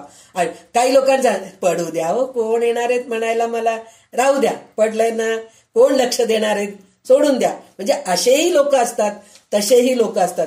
म्हणजे ज्याच्या समोर जे करायला पाहिजे तेच करायला पाहिजे. म्हणजे ह्याचं उदाहरण, हे छोटे छोटे उदाहरण ते कशासाठी देत आहेत रामदास स्वामी आपल्याला? म्हणजे ह्या गोष्टीतून आपण शिकायला पाहिजे की आपली बडबड 4 लोकांसमोर जाऊन करायला नकोय. मी खूप हुशार आहे हे आपण दाखवायला जाऊ नये. म्हणजे आता आपण आपल्यामध्ये हे एक गोष्ट निर्माण होती. म्हणजे हे प्रत्येक साधकाच्या, म्हणजे मुमुक्षू मधून आपण निघालोत. आता पहिले बद्ध होतो आपण, आता मुमुक्षू मध्ये होतो थोडे दिवस. आता मुमुक्षुता पण संपलंय आपल्यामध्ये, आता साधक मध्ये आलोत आपण. साधक म्हणजे काय, आपण साधना करतोय, चांगले चांगले ग्रंथ ऐकतोय, चांगले चांगले ग्रंथ वाचतोय, आपण साधना करतोय, स्तुती करतोय आपण भगवंताची. हे सगळं करत असताना थोडंसं आपल्याला अहंकार येतो बरं का, सात्विक अहंकार. किती नाही म्हणलं तरी येतो. मी नाही हो, मला नाहीये, मला अहंकार नाहीये हे म्हणतो आपण, पण ते आपला अहंकार आपल्याला, आपली पाठ आपल्याला दिसते का? नाही दिसत. अहंकार येतो आणि अहंकार आल्यानंतर आपण 4 लोकांमध्ये बसल्यानंतर काहीतरी एक चान्स बघत असतो की हे टॉपिक निघाव आणि सांगाव की नाही. मी आता कुठलं तरी काहीतरी एक गीता म्हणून कोणीतरी नाव सांगितलं आहे, माझी मैत्रीण गीता आहे हो, तिला बरं नव्हतं परवा, काहीतरी असं हॉस्पिटल. अगं गीता म्हणलीस म्हणून आठवण आलं ग मला, नाहीतर मी बोलले नसते. पण मी गीताचा अभ्यास करतेय बरं का, गीताचा अर्थ सांगतेय, मी गीता शिकवतेय. म्हणजे असं आपलं कृष्ण म्हणून कोणीतरी म्हणलं काहीतरी, म्हणजे कुठलं तरी एक आपण बघतच राहतो की मी हे काम करतेय हे सांगण्याचं आपल्यामध्ये खूप हे असतं. तर ते नकोय आपल्यामध्ये. आपण ज्याच्या समोर जे बोलायला पाहिजे तेच बोलायला पाहिजे, गोडी ओळखायला पाहिजे. असं म्हणून शांतही बसून राहा म्हणून सांगितलं नाहीत आपल्याला रामदास स्वामी. सर्वामुखी मंगल बोलवावे, प्रयत्न करा तुम्ही. पण उगीच त्यांच्यासमोर ज्याला इंटरेस्ट नाही त्याच्यासमोर जर बडबड करत गेला तर उपयोगच नाहीये. तर असं म्हणून ते सांगतायत. तर त्याच्यानंतर त्यांनी मूर्ती ध्यान करायला आवड म्हणजे जे भक्त असतात त्यांना मूर्तीमध्ये ध्यान करायला आवडतं. ज्याला गाण्याचं, त्याचं एक उदाहरण आहे, गाणं म्हणणारे जे असतात ते आलाप देऊन करून खूप मोठा आलाप देऊन गाणं म्हणतात. पण माझ्यासारखीला गाण्याचा आवड नाही समजा, तर मी त्या गाण्याच्या ह्याच्यामध्ये जाऊन मी बसले, काय उगीच चालू आहे, त्याला काय अर्थ ना मर्थ असं म्हणून मी ते उडून टाकते. पण ज्याला त्या गोष्टीची आवड आहे, गाण्याची आवड आहे, तो ते काय आलाप घेतले हो, श्वास रोखून किती आता आपण परवा ते हे बघितलो ना, प्रयागराजमध्ये कोणीतरी शंख वाजवले 2 मिनिट काहीतरी 49 मिनिट सेकंद असं काहीतरी शंख वाजवले. काय शंख वाजवलेत ते, तर दुसरे लोक असले त्यात काय योगा केलं तर श्वास रोखू शकतो, पण श्वास रोखणं वेगळं, शंख वाजवणं वेगळं. तुम्ही साधं एखादा शंख वाजवून बघा, नाही वाजू शकत. ते शंख वाजवायचं पण एक पद्धत आहे. त्या पद्धतीप्रमाणे जर आपण वाजवलो तरच आपल्याला त्याप्रमाणे तसं वारं सोडायला पाहिजे, तेव्हा कुठं आपल्या, आणि ते ओठ तसे जमवायला पाहिजे ते शंखाच्या मुखाच्या जवळ, तेव्हा कुठं ते शंख वाजतं. कोण घेतला हातात शंख वाजवतं, जमत नाही. आणि ते सुद्धा 3 मिनिटं शंख वाजवणं हे काही सोपी गोष्ट नाहीये. म्हणजे हे अशा गोष्टी ज्या आहेत ना, ज्याला आवडतं त्यालाच कळतं, ज्याला आवडत नाही ते लोक त्या गोष्टीकडे लक्ष पण देत नाहीत, असं म्हणून सांगितलेलं आहे. आणि ज्यांना योगाभ्यासी माणसांना शरीर रचनेची ज्ञानाची आवड असते, नंतर शृंगारप्रिय कामवासना आवडते काही लोकांना, चेटुकी म्हणजे हेच भूतबाधा करणी करणारे लोक असतात त्यांना ते चेटकी मंत्र आवडतात. नंतर बऱ्या अजून काय सांगितलं त्यांनी, विनोद करणाऱ्यांना विनोद आवडते. आता ह्याच्यात पण 2 प्रकार आहेत काही लोकांना सिनेमा बघतात ना, तर सिनेमाचा अंत सुखाने पाहिलेलं आवडतं. सगळ्यात छान झाला, चला भेटले भाऊ, ते काय पहिल्या सिनेमामध्ये राहत होते ना, कुंभमेळ्याला गेले आणि भाऊ हरवले, मग शेवटी सिनेमाच्या शेवटी ते भेटले म्हणून ते सिनेमा शेवट केलं असं म्हणून सांगतात. तर ते तशा सिनेमा काही लोकांना आवडतात. तर काही लोक म्हणतात त्याला काय अर्थ आहे काय, म्हणजे भेटतात काय, गेलेला माणूस भेटत नाही काय नाही, आणि ओळखतात काय, याला काही अर्थ आहे काय, काहीतरी सिनेमा काढतात, काही अंत दाखवतात म्हणून काय. आणि हे आपल्या ह्याच्यामध्ये नटरंग आणि कोणतं ते सुबोध भावेचं पिक्चरचं नाव, ते एक पिक्चर आलं होतं संगीतचं. हे दोन्ही पिक्चर आल्या तेव्हा काही लोकांना सुबोध भावांचं पिक्चर आवडलं, गाणे आहेत त्याच्यामध्ये म्हणून, बरेच गाणे आहेत छान, म्हणजे त्याच्यामध्ये कला आहे, तर ते काही लोकांना आवडलं. काही लोकांना नाना पाटेकरांचं ते नटरंग पिक्चर आवडलं, कारण त्याच्यामध्ये सत्य परिस्थिती आहे म्हणून. पण हे आवडलेल्या लोकांना ते आवडलं नाही, काही लोकांना ते आवडलेलं पिक्चर म्हणजे प्रत्येकाची आवड वेगवेगळी आहे. असं रामदास स्वामींचं म्हणजे किती त्यांनी निरखून बघितले प्रत्येक छोटी छोटी गोष्ट. म्हणजे आपल्याला खरं जर पाहिलं तर कंटाळवाणं वाटतं, हे काही सगळ्या गोष्टी सांगायची गरज आहे का, पण हे सांगितल्यानेच आपल्या बुद्धीमध्ये येतंय ना, म्हणजे आपण कुठल्या पातळीवर आहोत हे आपल्याला कळतंय. तर त्यांनी हे सांगितलेलं आहे. मूर्ख माणसांना काहीतरी नाद आवडतो, निंदकास दुसऱ्यांचे उणे पाडण्याचा प्रसंग आवडतो, म्हणजे लोक गॉसिप करायला. मला भगवद्गीताचं ते क्लास, ऑनलाईन क्लास बिनलाईन काही आवडत नाही हो. मी शेजारनी माझी मैत्रीण, पक्की मैत्रीण आहे तिच्याजवळ दररोज 1 तास जाऊन गप्पे मारून येते, मन मोकळं करून येते माझ्या मनातलं सगळं सांगते, आणि ती पण तिच्या मनातलं सगळं सांगते माझ्यासमोर. म्हणून काय सांगते हो, तेच नवऱ्याचे गाराणे, सासूचे गाराणे, नंदीचे गाराणे, त्याच्या व्यतिरिक्त काही नसतं. पण मन मोकळं झालं, रोज काय मन मोकळं करायचं असतं मला कळत नाही. म्हणजे असे लोक पण असतात, म्हणजे मन मोकळं करणारे लोक पण असतात म्हणून सांगितलंय त्यांनी. त्याच्यानंतर एखाद्या माणसाला रसाळपणा आवडतो, एखाद्या माणसाला पाल्हाळ आवडतो, एखाद्या माणसाला आपली भोळी भक्ती आवडते, म्हणजे भोळपणाने भक्ती, म्हणजे भगवंताला जेवू घालतात हो भोळी. मी ह्याच्या अगोदर सांगितले तुम्हाला, आमच्या हैदराबादमध्ये मारडपल्लीमध्ये एक कृष्णाचं मंदिर आहे. त्यांनी द्वारकेहून कृष्णाची मूर्ती आणली आणि घरामध्ये स्थापना केली त्यांनी. तर त्याच्यासाठी म्हणून एक छोटं मंडप बांधलंय संगमरवरीचं. देऊळ असं काहीच नाहीये, स्वतःचं घर आहे, हॉल आहे मोठं. त्या हॉलमध्ये एक देवघर सारखं बांधले संगमरवरीचं, त्याच्यामध्ये राधाकृष्णाची मूर्ती ठेवली. त्या राधाकृष्णाला ती बाई वयाने खूप वृद्ध होती ती बाई, म्हणजे ती किती वर्षापासून ते कृष्णाची भक्ती करते मला माहित नाही. इतकं भोळी बाबडी होती ती बाई, अक्षरशः कृष्णाला जेवू घालायची आणि म्हणायची आज जास्त जेवला बरं का, तो दृष्ट लागली हो म्हणून आज जेवला नाही पहा असं म्हणायची. आणि कृष्णाला गरमी होतीये, एसी लावायची त्याच्यासाठी म्हणून, कोणी नाही राहायचं तिथं पण त्याच्यासाठी म्हणून एसी लावायची. आणि आज तर बरं का त्याला थंडी वाजतीये म्हणून त्याला जॅकेट घालायची, स्वेटर घालायची, शॉल पांघरायची आणि जेवू घालताना पडदा लावून जेवू घालायची दृष्ट लागू नये म्हणून. म्हणजे इतकी भोळी बाबडी. म्हणजे असे भोळी बाबडे लोक असतात, त्यांना भक्ती आवडते, म्हणजे त्यांना भक्ती करायला आवडतं. तिच्या समोर जाऊन जर भजन गायलं ना आम्ही कोणीतरी, कुठले आता माझा आवाज भजन गायचा आवाज आहे का? कोणी म्हणतील पळून जातील मी गाणं म्हणू लागले तर, आईचा आवाज नको रे बाबा. पण मी म्हणलेलं भजन सुद्धा तिला आवडायचं. ती म्हणायची संध्या ओक पाठ पाडम्मा ओक भजनम पाडू. म्हणजे मी त्यावेळेस 15-16 वर्षाची होते. तर त्यावेळेस ती म्हणायची एक भजन म्हण ना छान. तिला आवडतं म्हणून मी नवीन नवीन भजन शिकून जायची तिच्याजवळ म्हणायसाठी म्हणून. म्हणजे असे लोक असतात म्हणजे त्यांना आवाजाबद्दल काही नाही, फक्त भजन म्हण तू, देवाचं नामस्मरण कर. म्हणजे तसे भोळे बाबडे लोक पण असतात जगामध्ये असं म्हणून सांगितले. तंत्रशास्त्राची लोक असतात, काही लोक शूर माणसं असतात, त्यांना लढाई करायला आवडते. जर मिलिटरी लोक आहेत त्यांना घरी बसून राहा म्हणजे ऐकतील का? ते सीमेवरच राहतील. नाही हो मला ड्युटी आहे मी जातो म्हणून. लग्नाला सुद्धा येत नाहीत बिचारे ते लोक. आपल्या घरच्या स्वतःच्या भावांच्या मुलांचे लग्न असतात, बहिणींच्या, तशा वेळेस सुद्धा ते येत नाहीत. ते म्हणतात नाही आमची ड्युटी आहे, आम्ही सीमेवरच राहतो. असे लोक पण आहेत म्हणून सांगितलेत. तर मुक्त होऊ इच्छिणाऱ्या माणूस मुक्ताच्या वर्तनाची आवडीने पाहणी करतो. सर्वांची आवड असणारा माणूस सर्व गोष्टी आवडीने पाहतो. तर ज्योतिषी पिंगळा पक्षी असतो, त्याच्या आवाजावरून भविष्य सांगण्यात गुंतलेला असतो. म्हणजे ज्याला भविष्य सांगण्याचं ज्योतिष, आता काही लोक असतात त्यांच्या जवळ जाऊन आपण प्रश्न विचारतो, हो काय हो माझ्या मुलीचं लग्न होत नाहीये, केव्हा होतं? मग त्यांनी मग सगळं ते पुस्तकं काढतात, ज्योतिषाचे पुस्तकं. अमक्या स्थानी हे मंगळ आहे, हे ठिकाणी गुरु आहे, हे ठिकाणी शुक्र आहे, त्याच्यामुळे हे सगळं गोंधळ झालेले. तुम्ही ह्या नवग्रहामधल्या ह्या शुक्राचं तुम्ही जप करा म्हणजे तुमच्या मुलीचं हे होतं, असं सांगणारे लोक पण ते त्या गोष्टीचे पण. म्हणजे बघा किती निरखून छोट्या छोट्या म्हणजे प्रत्येक गोष्टीचं आवड त्यांनी लिहून ठेवले. म्हणजे एवढं निरखून पाहणार आहेत आपण, त्याच्यामध्ये कुठल्याच पातळीचे नाहीयेत तसं त्यांनी लिहून ठेवलेले आहेत.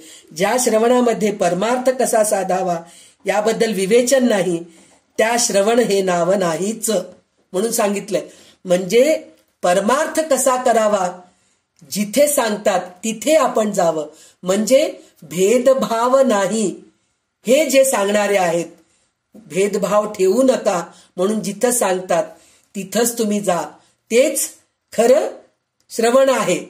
बाकीचे सगळे श्रवण नाहीये, ते व्यर्थ आहे. म्हणजे इतक्या कणखरपणाने सांगतायत. त्याच्यामध्ये आपल्याला शंकराचार्यांचं एक भजगोविंदमचं एक आहे ना, भजगोविंदम भजगोविंदम गोविंदम भज मूढमते, त्याच्यामध्ये बरेच श्लोक आहेत. तर त्याच्यामध्ये एक ह्याला अनुसरून एक श्लोक असा आहे, सत्संगत्वे निस्संगत्वम, निस्संगत्वे निर्मोहत्वम, निर्मोहत्वे निश्चलतत्वम, निश्चलतत्वे जीवनमुक्तम. म्हणून हे एक श्लोक आहे. ह्याचा अर्थ असा आहे, सत्संगत्वे निस्संगत्वम म्हणजे सत्संगाच्या मध्ये आपण गेलोत, चांगल्या माणसाच्या संगतीमध्ये गेलोत तर तिथं काय होतं, निस्संगत्व. निस्संगत्व म्हणजे आपल्याला मोह ममतामध्ये आपण अडकत नाहीत. निस्संगत्व म्हणजे वाईट गोष्टीच्या ह्याच्यामध्ये आपण अडकत नाही. निस्संगत्वे निर्मोहत्वम, निस्संगत्वे निर्मोहत्व म्हणजे वाईट गोष्टीमध्ये अडकत नाही. म्हणजे ज्या गोष्टी आपल्याला गरज नाही त्या गोष्टी, वाईट म्हणजे दारू पिणं हे असं नाही, पण काही काही गोष्टी आपल्यामध्ये, आता आपल्या ह्या वयामध्ये तर मुलगा काय करतोय, सून काय करतेय, ते दोघं बोलत आहेत, त्याच्यामध्ये आपण जाऊन गुडबुड लुडबुड करणं हे आपल्याला गरज नाहीये. तर हे आपल्याला शिकायला मिळतं. हे आपल्याला शिकायला मिळाल्यानंतर आपण निर्मोहत्व म्हणजे मोहममतेमधून आपण बाहेर निघतो. मोहममतेमधून बाहेर निघतो म्हणजे मूल बाळ घर दार ह्याच्यातून आपण बाहेर निघतो. निर्मोहत्वम निश्चलतत्वम, निर्मोहत्वम निश्चलतत्वम म्हणजे निर्मोह आलं म्हणजे ममता मोह आपल्यामधून निघून गेलं. निश्चलतत्व म्हणजे एक ठिकाणी आपण राहू शकतो. निश्चल म्हणजे चंचलता आपल्यामध्ये राहत नाही, हे करू का ते करू का म्हणून राहत नाही. जर चंचलताच नाहीये, निश्चल तत्वे जीवन मुक्तम म्हणजे आपण जीवनातून मुक्तच झालो. मुक्त झालो, जीवनामधून मुक्त झालो म्हणजे मृत्यू आली असं नाहीये. जिवंतपणे आपण मृत्यू पावलो. कशामध्ये मृत्यू पाहिलो, ममतामध्ये मृत्यू पाहिलो, मोहामध्ये मृत्यू पाहिलो, आपण जीवनमुक्त झालोत आपण. म्हणजे किती छान त्यांनी लिहिलेलं आहे. सत्संगत्वे निस्संगत्वम, निस्संगत्वे निर्मोहत्वम, निर्मोहत्वे निश्चलतत्वम, निश्चलतत्वे जीवनमुक्तम म्हणजे आपल्याला जीवनमुक्तापर्यंत जायचंय. तशाच ग्रंथाचं वाचन करायला पाहिजे आणि तसेच गोष्टी आपण श्रवण करायला पाहिजे.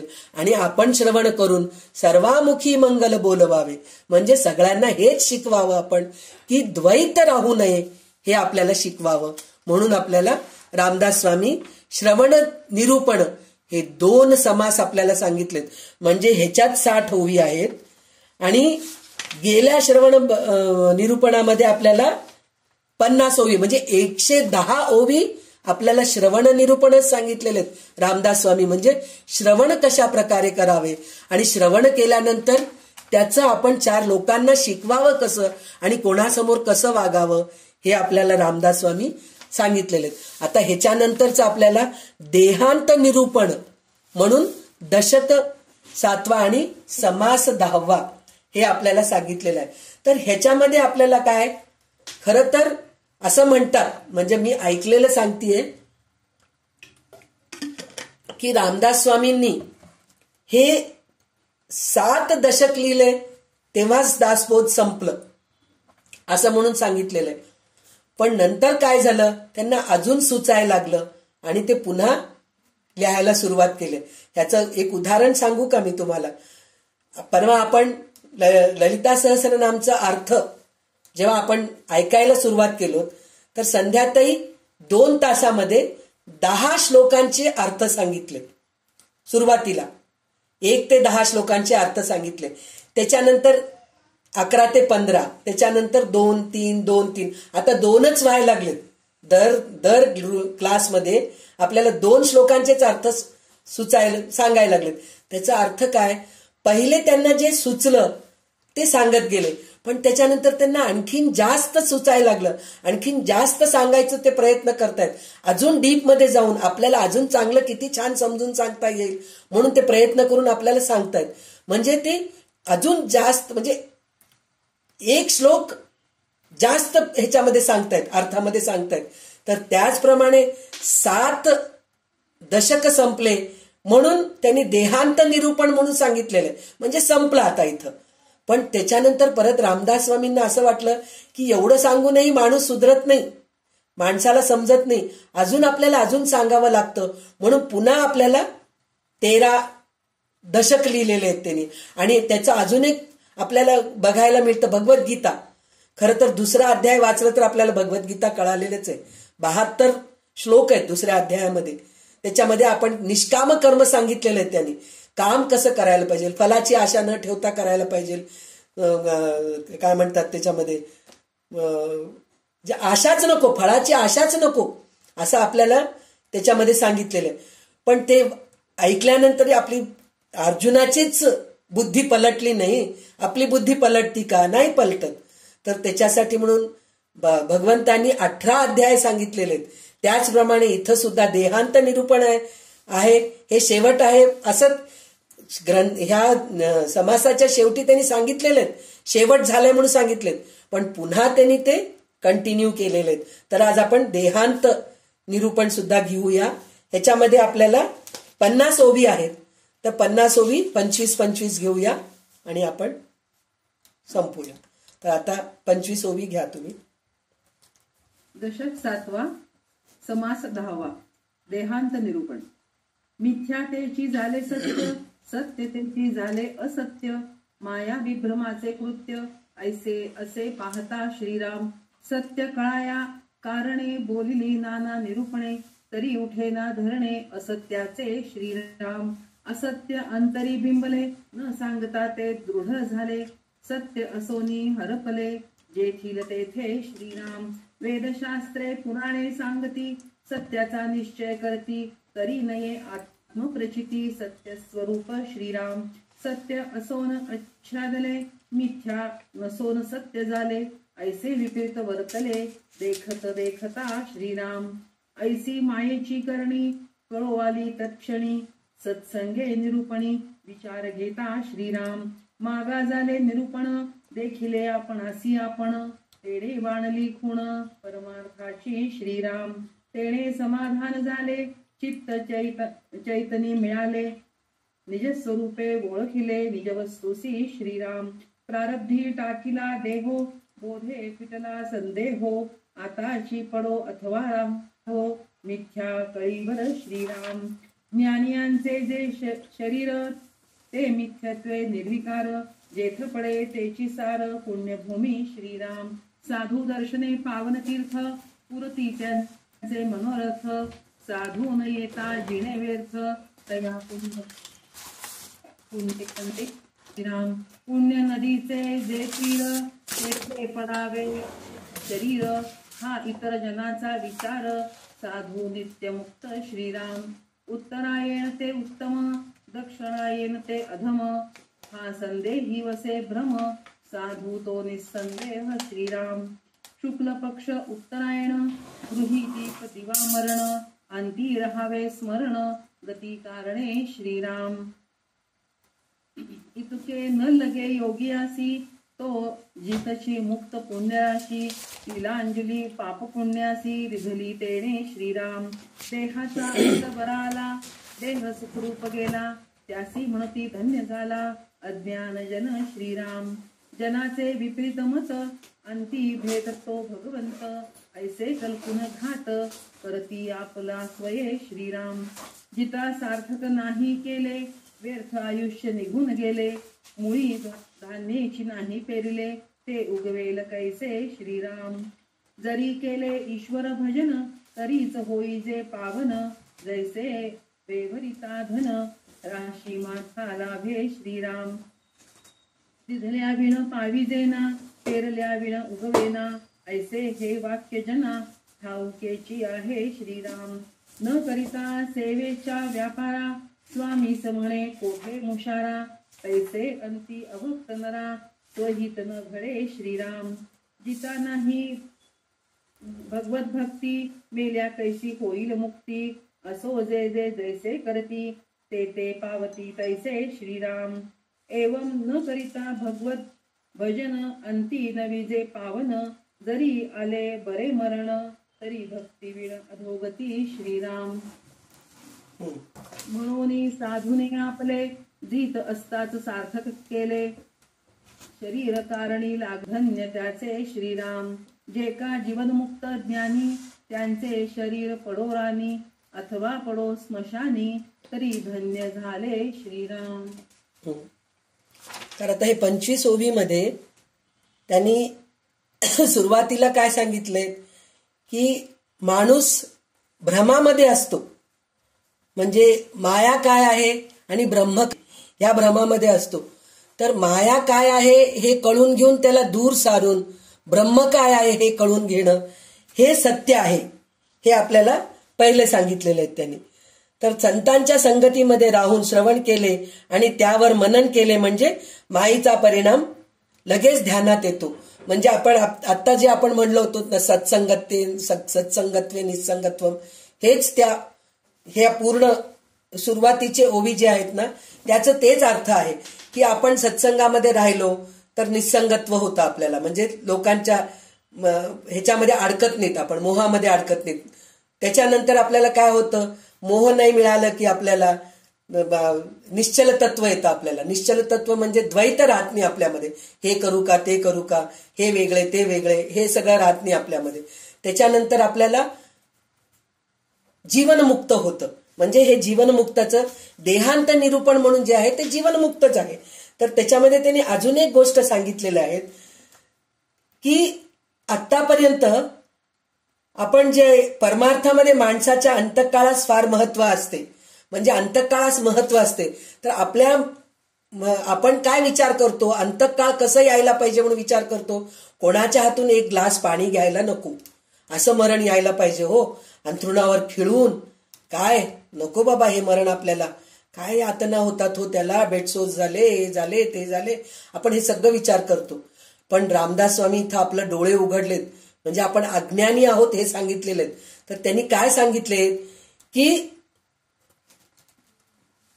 आतापर्यंत इतर सर्व विषय सांगून झाले, उरलेले 2 मुद्दे श्री समर्थ येथे मांडत आहेत. कोणचे 2 मुद्दे? आपल्या मनात दृश्याचे प्रेम अतिशय खोलवर गेलेले आहेत. दृश्याचे विषय म्हणजे दृश्याचे विषय म्हणजे तर नुसतं गाडी बंगला हेच नाही, मूर्ती, देवाची मूर्ती, देवाची भक्ती हे सुद्धा आपल्यामध्ये दडलेलंच आहे. तर खोलवर गेलेले आपण संतांच्या संगत करतो, पुष्कळ श्रवण व वाचन करतो, थोडी बहुत साधना सुद्धा करतो, तरी पण आपले मन काही केल्या दृश्य वस्तूच्या छापेतून बाहेर पडत नाही, म्हणजे आपण त्याच्यातून बाहेर पडूच शकत नाही. दृश्य खरे नाही असे कितीशेही श्रवण केले तरी तशी प्रचिती अंतर्यामी येत नाही. स्वस्वरूपाचे दर्शन हे आपले ध्येय आहे. स्वस्वरूप अत्यंत सूक्ष्म आहे.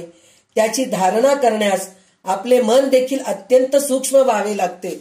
म्हणजे जे ब्रह्म आपण परब्रह्म जे आपण ऐकलो होतो गेल्या 2 समासाच्या मागे की ते सूक्ष्म असतं, आपल्याला दिसत नाही, पण त्याचीच उपासना आपण करायला पाहिजे.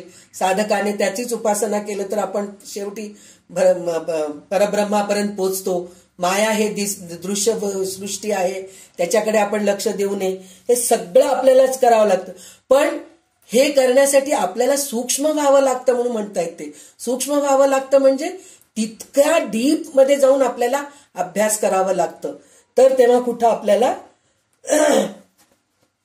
दृश्य अत्यंत स्थूल असल्याने त्यास खरे पण चिकटलेले मन तसे स्थूल बनते. म्हणजे आपण पण स्थूलच आहोत. हे स्थूल वस्तूला बघून आपण पण स्थूल बनतोय.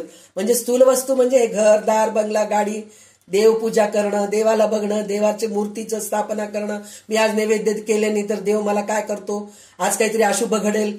अहो आज ते सकाळी मी ना बघितले हो, मला ते जाणवलं, ते एकदम वाऱ्याने दिवा विझून गेलं पा, शांत होऊन गेलं. आणि संध्याकाळी वार्ता आली बघा हो, आमचे कोणीतरी वारले पा. म्हणजे आपली वृत्ती तिथंच आहे. ते वाऱ्याने दिवा विझलं, आपण पंखा लावतो आणि देवाची आरती करतो गरमी होतंय म्हणून, तर दिवा विझणारच ना. पण असं म्हणून त्याच्यावर विश्वास करू नका म्हणून मी म्हणत नाहीये, पण त्याच्यामध्ये अडकायचं नसतं आपण. आणि ते जर दिवा विझलं म्हणलं की आपलं मन बेचैन असतं. आज काहीतरी आपल्याला ऐकायला मिळतं, आज काहीतरी आपल्याला असं होतं, हे असे आपल्या डोक्यामध्ये विचार येतात. तर हे आपले मन स्थूल आहे. म्हणजे काय, वजन आहे, जड आहे, आपली बुद्धी जड आहे. अशाच गोष्टीकडे आपलं लक्ष जात राहतं. तर संतांच्या संगतीत राहून सातत्याने साधना केली तरच मन सूक्ष्म होतं.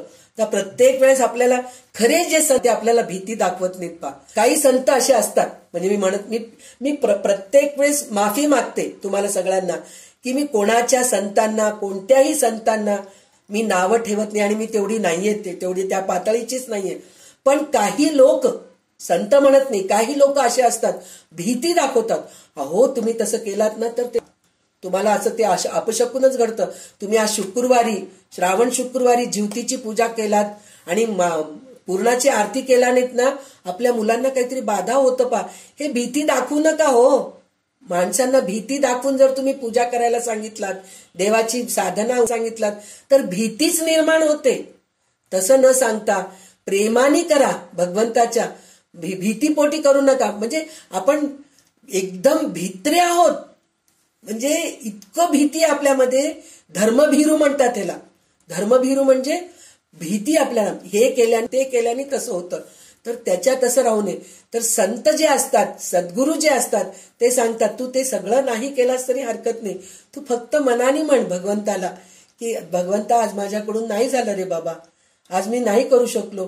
तू स्वतःच बघतोयस मी कोणत्या परिस्थितीमध्ये, मी नाही करू शकलो, तर मला माफ कर बाबा. म्हणून हे देवाला शरणागती जायची तयारी ठेवायला सांगतात. तर तेव्हा कुठं आपली बुद्धी सूक्ष्म होते. म्हणजे हे कोण सांगतात आपल्याला?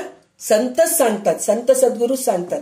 आणि दुसरा अभ्यास कसं म्हणून म्हणलं तर दुसरं एक त्यांनी काय सांगितलेलं आहे की हा अभ्यास एकाच जन्मात संपेल असं नाहीये. आता मी पुष्कळ सांगते हो तुम्हाला, मीच नाही, बऱ्याच संत सद्गुरू तुम्हाला सांगत असतील. घाबरू नका हो तुम्ही. एखाद्या वेळेस नवरात्र नाही, महालक्ष्म्या नाही मांडू शकलात, परिस्थिती तुमची नाही, घरात कोणाचं तरी ऍक्सिडेंट झाले, महालक्ष्म्या ह्या वर्षी महालक्ष्म्या झालं नाही हो, फार अपशकून झालं, कसं कर, नाही झालं. महालक्ष्मीला स्वतःला माहित आहे की अशी परिस्थिती होती, ते मांडू शकले नाहीत. पुढच्या वर्षी करा, छान करा. किंवा जिथं तुम्ही बसलात तिथं महालक्ष्मीची प्रार्थना करा, स्तुती करा, तिचे श्लोक म्हणा, तिचे स्तोत्र म्हणा, असं करा तिथं बसून. किंवा तिथं बसलेलं कोणीतरी अडचणीमध्ये आहेत, तुम्ही ज्या हॉस्पिटलमध्ये आहेत त्या हॉस्पिटलमध्ये कोणीतरी अडचणी, आपण स्वतः तर अडचणीत आहोतच आहोत, पण अजून कोणीतरी अडचणीत आहेत, त्यांना पैशाची गरज आहे, त्यांना काही मदतीची गरज आहे, जाऊन मदत करा. पण तिथं बसून सुद्धा तुम्ही त्या महालक्ष्मीचाच विचार करत बसलात. ह्यावेळेस गणपती बसू शकलो नाही तो आम्ही, फार अडचण आली हो, हॉस्पिटलमध्ये जावं लागलं, माझ्या नातेवाईकांना बरं नव्हतं, तिथं जाऊन मी हे केले म्हणून मला महालक्ष्मी मांडता आली नाही, गणपती बसवता आलं नाही. तर नाही बसवलात नाही, काही फरक पडत नाही. गणपती काही म्हणत नाही, मी मला बसवला नाही, तुम्ही माझी पूजा केला नाहीत म्हणून तुमचं असं होईल म्हणून. गणपती कधी शाप देत नाही, कधी तुमचं वाईट चिंतत नाही, उलट चांगलंच का. तो म्हणतो तुम्ही अशा वेळेस तिकडं जाऊन केलात ना, संकर्षण कराडेचं ते वारीवर ते किती कविता लिहिलेले. ते म्हणले ह्यावेळी मी वारीला आलो नाही, पण तुझे दर्शन कुठं कुठं झाले मला. पोलिसांमध्ये झालंय, नर्समध्ये झालंय, सफाईवाल्यांमध्ये झालेलं आहे माझं तुझं दर्शन, मला डॉक्टरांमध्ये तुझं दर्शन झालंय, प्रत्येक ठिकाणी तू उभा होता रे पांडुरंगा, असं म्हणून ते म्हटलेले. तर म्हणजे अशा रीतीने तुम्ही हे करा म्हणून ते सांगतायत. तर ते सांगितल्यानंतर तर आपलं मन सूक्ष्म होतं म्हणून ते सांगतायत. त्याच्यानंतर ते म्हणतायत की हा अभ्यास एकाच जन्मी होत नाही, हे 1000 जण सांगतात. संकर्षण कराडे सांगतील, धनश्री लेले सांगतील, शंकर अभ्यंकर सांगतील, मकरंद बुवा सांगतील, माझ्यासारखी खालच्या पातळीची, म्हणजे मला अजून काही ज्ञान नाही, मी पण तुम्हाला खूप सांगते असं करू नका, हो तसं करू नका, पण सांगितलं तरी तुमच्या डोक्यामध्ये ते बसायला पाहिजे, तुमच्या डोक्यात त्या माझ्या डोक्यातच बसायला पाहिजे. इतके स्थूल बुद्धी आहे आपली. तर ह्याच्यासाठी अनेक जन्म घ्यावं लागतील आपल्याला, तेव्हा कुठं आपल्याला ह्याच्यातून आपण बाहेर पडतो. तो अनेक जन्म चालतो. जीवाचा भविष्य काळ त्याच्या अंतकाळाच्या मनस्थितीवर सर्वस्वी अवलंबून असतो. म्हणून माणसा विशेषतः साधकाच्या अंतकाळास फार महत्व असते. सामान्य माणूस केवळ देहाच्या अवस्थेवरूनच अंतकाळाची चांगले वाईट पण ठरवतो. इथं बघा, हे महत्वाचं आहे. देहांत निरूपण हेच आपल्याला कळून घ्यायचंय. देहांत निरूपण म्हणजे काय, तर देहांत व्हायच्या वेळेस आपण तेच म्हणतो ना, अंथरुणावर खिळू नये, रोगराई होऊ नये, पट्टदिशी आपण मरून जावं, एक ग्लास पाणी कोणी विचारू नये आपल्याला. असं पडलो काय हो, रात्री झोपला आणि सकाळी उठून पाहिलं तर तो माणूस नाहीच आहे, गेला तो. म्हणून आपण असं म्हणतो काय मरण आहे हो त्याचं. हो, मरण त्याचं खूप छान झालं, प्रश्नच नाहीये. तो एकाच्या हातून पाणी घेतला आणि हे प्रश्नच नाहीये. पण तो झोपताना भगवंताचं नाव घेतलं, हे तुम्हाला माहित आहे का. भगवंताचं नाव घेऊन जर झोपला असता आणि त्याची मृत्यू झाली असती तर तो मोक्षप्राप्ती उत्तम गतीला प्राप्त होतो, असं असतं. म्हणूनच म्हणतात ना, झोप जी आहे पुनर्जन्म आहे. झोपेतून उठलो आपण, सकाळी उठलो तर आपलं पुनर्जन्म झालं. तर आपण झोपायच्या आधी भगवंताचं नामस्मरण करून का झोपावं म्हणतात. देवाचं नामस्मरण करा, एखादी गीता वाचा, रामरक्षा वाचा, तुम्ही भीमरूपी वाचा, विष्णू सहस्रनाम वाचा, काहीतरी वाचा, किंवा नुसतं श्रीराम जय राम जय जय राम म्हणा. सगळ्यात सोपं श्रीराम जय राम जय जय राम हे म्हणायला तर काही लागत नाही. ओम नमः शिवायला ओम तरी म्हणावं लागतं, म्हणजे ओम बायका म्हणू नये, ह्याच्यामध्ये सुद्धा वादविवाद आहेत. ओम म्हणू नये, बायका, हे सगळं असतं. श्रीराम जय राम म्हणायला काही लागत नाही. तर रात्री झोपताना श्रीराम जय जय राम म्हणा. तर हे जर म्हणत आपण झोपलो आणि आपल्याला झोप लागली तर त्या क्षणी जरी आपल्याला मृत्यू आलं तर खूप पुण्यवंत आपण असं. तर मला म्हणतीये ना, प्रत्येक वेळेस आपण ग्रंथ वाचतो तर नवीन आपल्याला काहीतरी कळतं. तर आपण गेल्या वेळेस दासबोध वाचलो. आता तुमच्यापैकीच आता इतके लोक तुम्ही आहेत, 18 लोक आहेत सगळेजणी मिळून, आपण आज 18 लोक आपण दासबोध ऐकतोय. तर 18 लोकांमध्ये कमीत कमी एक 10 लोक तरी ह्याच्या अगोदर 7-8 वेळा तरी दासबोधाचे पारायण केले असतील. तर प्रत्येक वेळेस काहीतरी आपल्याला पारायण केलं त्यावेळेस एक ओवीचं काहीतरी नवीन, अरे गेल्या वेळेस आपल्याला हे माहित नव्हतं नी, हे दासबोधामध्ये आहे म्हणून आपल्याला माहित नव्हतं, ह्यावेळेस पारायण केलं ह्या कळालं, किती छान आहे नाही का, खरंच आपलं गेल्या वेळेस लक्ष नव्हतं असं वाटतं आपल्याला. तर त्याचप्रमाणे ह्यावेळेस जेव्हा मी हे देहांत निरूपण जे वाचले तर त्यावेळेस मला एक गोष्टीचा अनुभव असा आला की माझे सद्गुरू आत्ताच 3 महिन्यापूर्वी त्यांचं देहांत झालेलं आहे. तर त्यांना जवळजवळ 2 महिने शारीरिक बाधा खूप झालेली, खूप त्रास झाला त्यांना. ते अंथरुणावर पडले, त्यांना स्वतःहून उठता आलं नाही, काही खाता पिता आलं नाही, अशा होते. त्यांना उठवावं लागत होतं. शेवटचे 2-4 दिवस तर माणसालाही ठेवावं लागलं त्यांना. मग त्यांना पाय 2 उचलता आले नाही, अशा परिस्थितीत त्यांचा मृत्यू झालेला आहे. तर मला इतकं वाईट वाटत, मलाच नाही, प्रत्येक आम्ही जे गुरुबंधू होतो प्रत्येकाला असं. नाही, वाकनीस काकांना असं व्हायचं नव्हतं, खूप त्रास व्हायला लागलाय, देवा असं होऊ देऊ नको रे बाबा, असं आम्ही प्रत्येक वेळेस त्यांची प्रार्थना करत होतो. तर त्यावेळेस आम्ही वाकनीस काकांच्या समोर हे बोलून दाखवलो नाही, पण त्यांच्या समोर म्हणलो की काका त्रास होतोय का म्हणून म्हणलं तर ते एकच शब्द बोलायचे, माझ्या देहाला काय त्रास होऊ लागले मला काही माहित नाही. आणि त्यांच्या मुखामध्ये सतत नामस्मरण, भगवंताचं चिंतन. आणि आम्ही गेलो ना, कोणीही गुरुबंधू जाऊ आम्ही, तर आम्हाला चांगलेच गोष्टी सांगायचे, ते त्याच्यामध्ये सुद्धा ते आम्हाला चांगल्या गोष्टी सांगायचे. म्हणजे जीवनाचं शेवट कळालं हे त्यांना 2 महिनेच पूर्वीच कळालं. आम्ही गेलो होतो तर आम्हाला ते म्हणाले सुद्धा, झालं मी 2 महिन्यानंतर माझा देह राहणार नाही, हे आम्हाला ते सांगितले होते. पण आम्ही जेव्हा जेव्हा त्यांना भेटायला गेलो 2 महिन्यामधून 3-4 वेळेस तर मी नक्कीच गेले होते. तर गेल्या वेळेस सुद्धा आम्हाला सत्संगच घडवलं त्यांनी, इंद्रियांबद्दल सांगितलं त्यांनी, कुंडलिनी शक्तीबद्दल सांगितलंय त्यांनी. म्हणजे काय सांगितले नाही तसं, म्हणजे शेवटच्या क्षणापर्यंत ते बोलत होते आणि सांगत होते, सगळ्यांना चांगल्या गोष्टी सांगत होते, अध्यात्माबद्दल सांगत होते, देवाच्या बद्दल सांगत होते. कितीतरी मोठे मोठे संत सत्पुरुष येऊन भेटून गेले. मग ते शरीराचं बाधा काय, तर इथं रामदास स्वामी तेच सांगतायत, तुम्हाला कुठं मरण येतंय, कसल्या परिस्थितीत मरण येतंय. काही लोकांना कुत्रं नेऊन मारून टाकतं, चिरून फाडून, काही लोकांना वाघ चिरून फाडून मारतं, साप चिरून, काही लोक ऍक्सिडेंट होऊन अधोगती मरतात, म्हणजे डोक्याला मार लागून डोकं फुटतं. काही लोकांचं तर असं फ्लाईट मधून पडतात, जळून गेलेलं देह मिळत नाही, असे मृत्यू पण झालेले लोक आहेत. ट्रेन ऍक्सिडेंटमध्ये झालेले लोक आहेत. म्हणजे हे सगळे असं म्हणा की काय त्यांचं मरण हो, अधोगती, काय विचारू नका, फार विचित्र मरण आलं हो त्यांचं. असं अंथरुणावर पडून सगळं मलमूत्रामध्ये त्यांचं मरण आलं हो, असं म्हणून आपण म्हणतो. हे म्हणणं अज्ञानी आहे म्हणून सांगतायत आपल्याला. रामदास स्वामी स्वतः सांगतायत की हे अज्ञानाचे लक्षण आहेत, असं नसतं म्हणले. तर आत्ता मी जे म्हणले ना, हेची दान देगा देवा, तुझा विसर न व्हावा, न लगे मुक्ती संपदा, संत संग देई सदा. म्हणजे संत संग देई सदा म्हणजे सतत संत संग तर आहेच आहे संत सत्पुरुषांचं, पण त्यांच्या मुखामध्ये सतत सगळ्यांना सर्वामुखी मंगल बोलवावे ही वृत्ती आहे त्यांच्यामध्ये. तशा प्रकारे त्यांचं मृत्यू होतं. मग त्यांना ते कॅन्सरनी गेले का की हार्ट अटॅकनी गेले का, कशाने गेले, ह्या गोष्टीकडे आपलं लक्ष द्यायला नको. म्हणजे हे देहांत निरूपण हे गोष्ट आपल्याला शिकवतं की माणसाचं मृत्यू कसं आलं ह्याच्याबद्दल आपण जास्त विचार करायचा नाही, जाताना त्याची वृत्ती कशी होती त्या गोष्टीकडे लक्ष द्यायचं असतं. जाताना सुद्धा मला खायला मिळालं नाही, मला प्यायला मिळालं नाही, मला गोळ्याच खाऊ लागलं, ह्या रडगण्यामध्येच असतात काही लोक. मला काय जेवणच देत नाही माझी सून, ते रोज लापसी देती, गंजी करून देती, मला काहीतरी चांगलं खावं वाटतंय.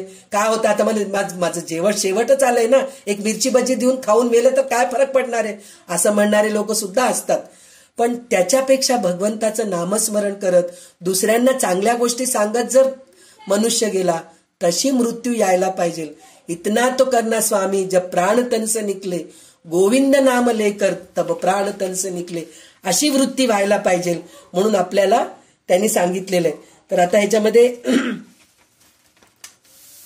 ते तर लिहिलेलं आहेत ना कुठं, हा पण शेवटचं ओवी म्हणजे आता रेखातही वाचलेलं शेवटचं ओवी म्हणून म्हणलं तर, जे का जीवन मुक्त ज्ञानी त्याचे शरीर पडो राणी अथवा पडो स्मशानी तरी धन्य झाले.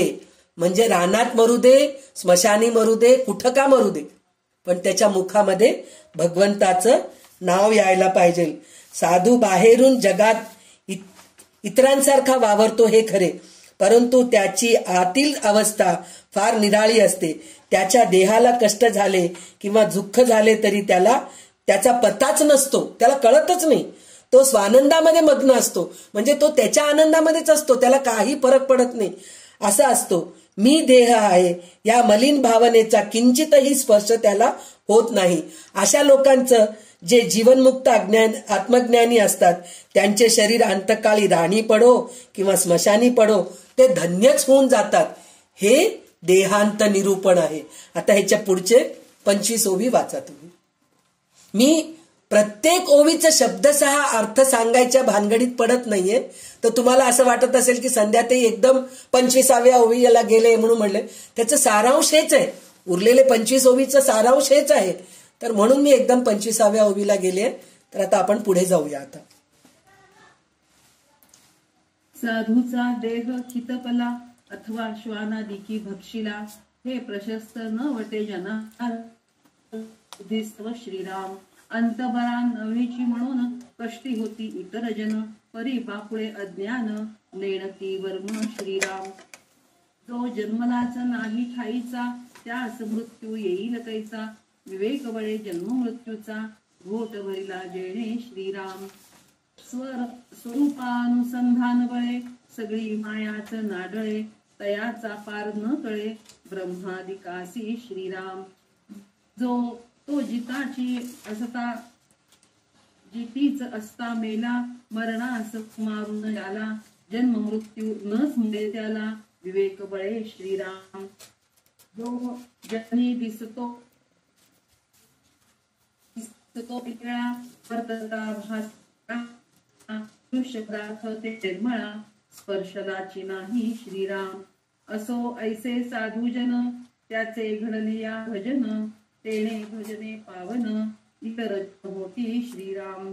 सद्गुरूचा जो अंकित साधक, तेणे केलाची करावा विवेक, विवेक केलिया तर्क, कुठे निरूपणी श्रीराम. हेची साधकासी निरवणे, अद्वैत प्रांजळ निरूपणे, तुमचेही समाधान बाणे, साधूच ऐसे श्रीराम.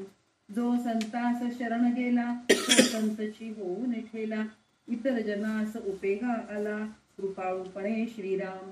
ऐसे संतांचे महिमान, संत संगे होते ज्ञान, सत्संगा परते साधन, आणिक नाही श्रीराम. गुरु भजनाचे आधारे, निरूपणाचे विचारे, क्रिया शुद्ध निर्धारे, पाविजे पद श्रीराम. परमार्थाचे जन्मस्थान, तेची सद्गुरूचे भजन, सद्गुरु भजने समाधान, अकस्मात बाणे श्रीराम.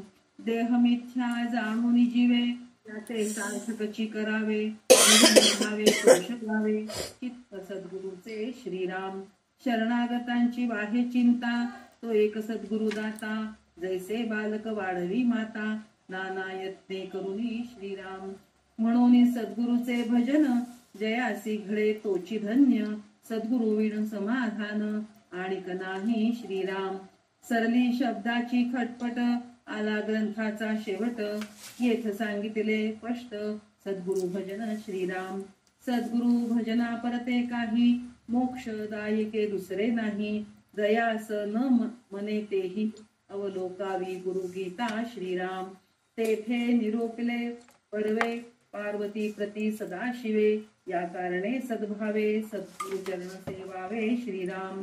जो ये ग्रंथीचा विवेक, विवंचुनी पाहे साधक, तयास सापडेक निश्चय ज्ञानाचा श्रीराम. जे ग्रंथी बोलले अद्वैत, तो म्हणून एक प्राकृत, सत्य जाणावा वेदांत, अर्थविषयी श्रीराम.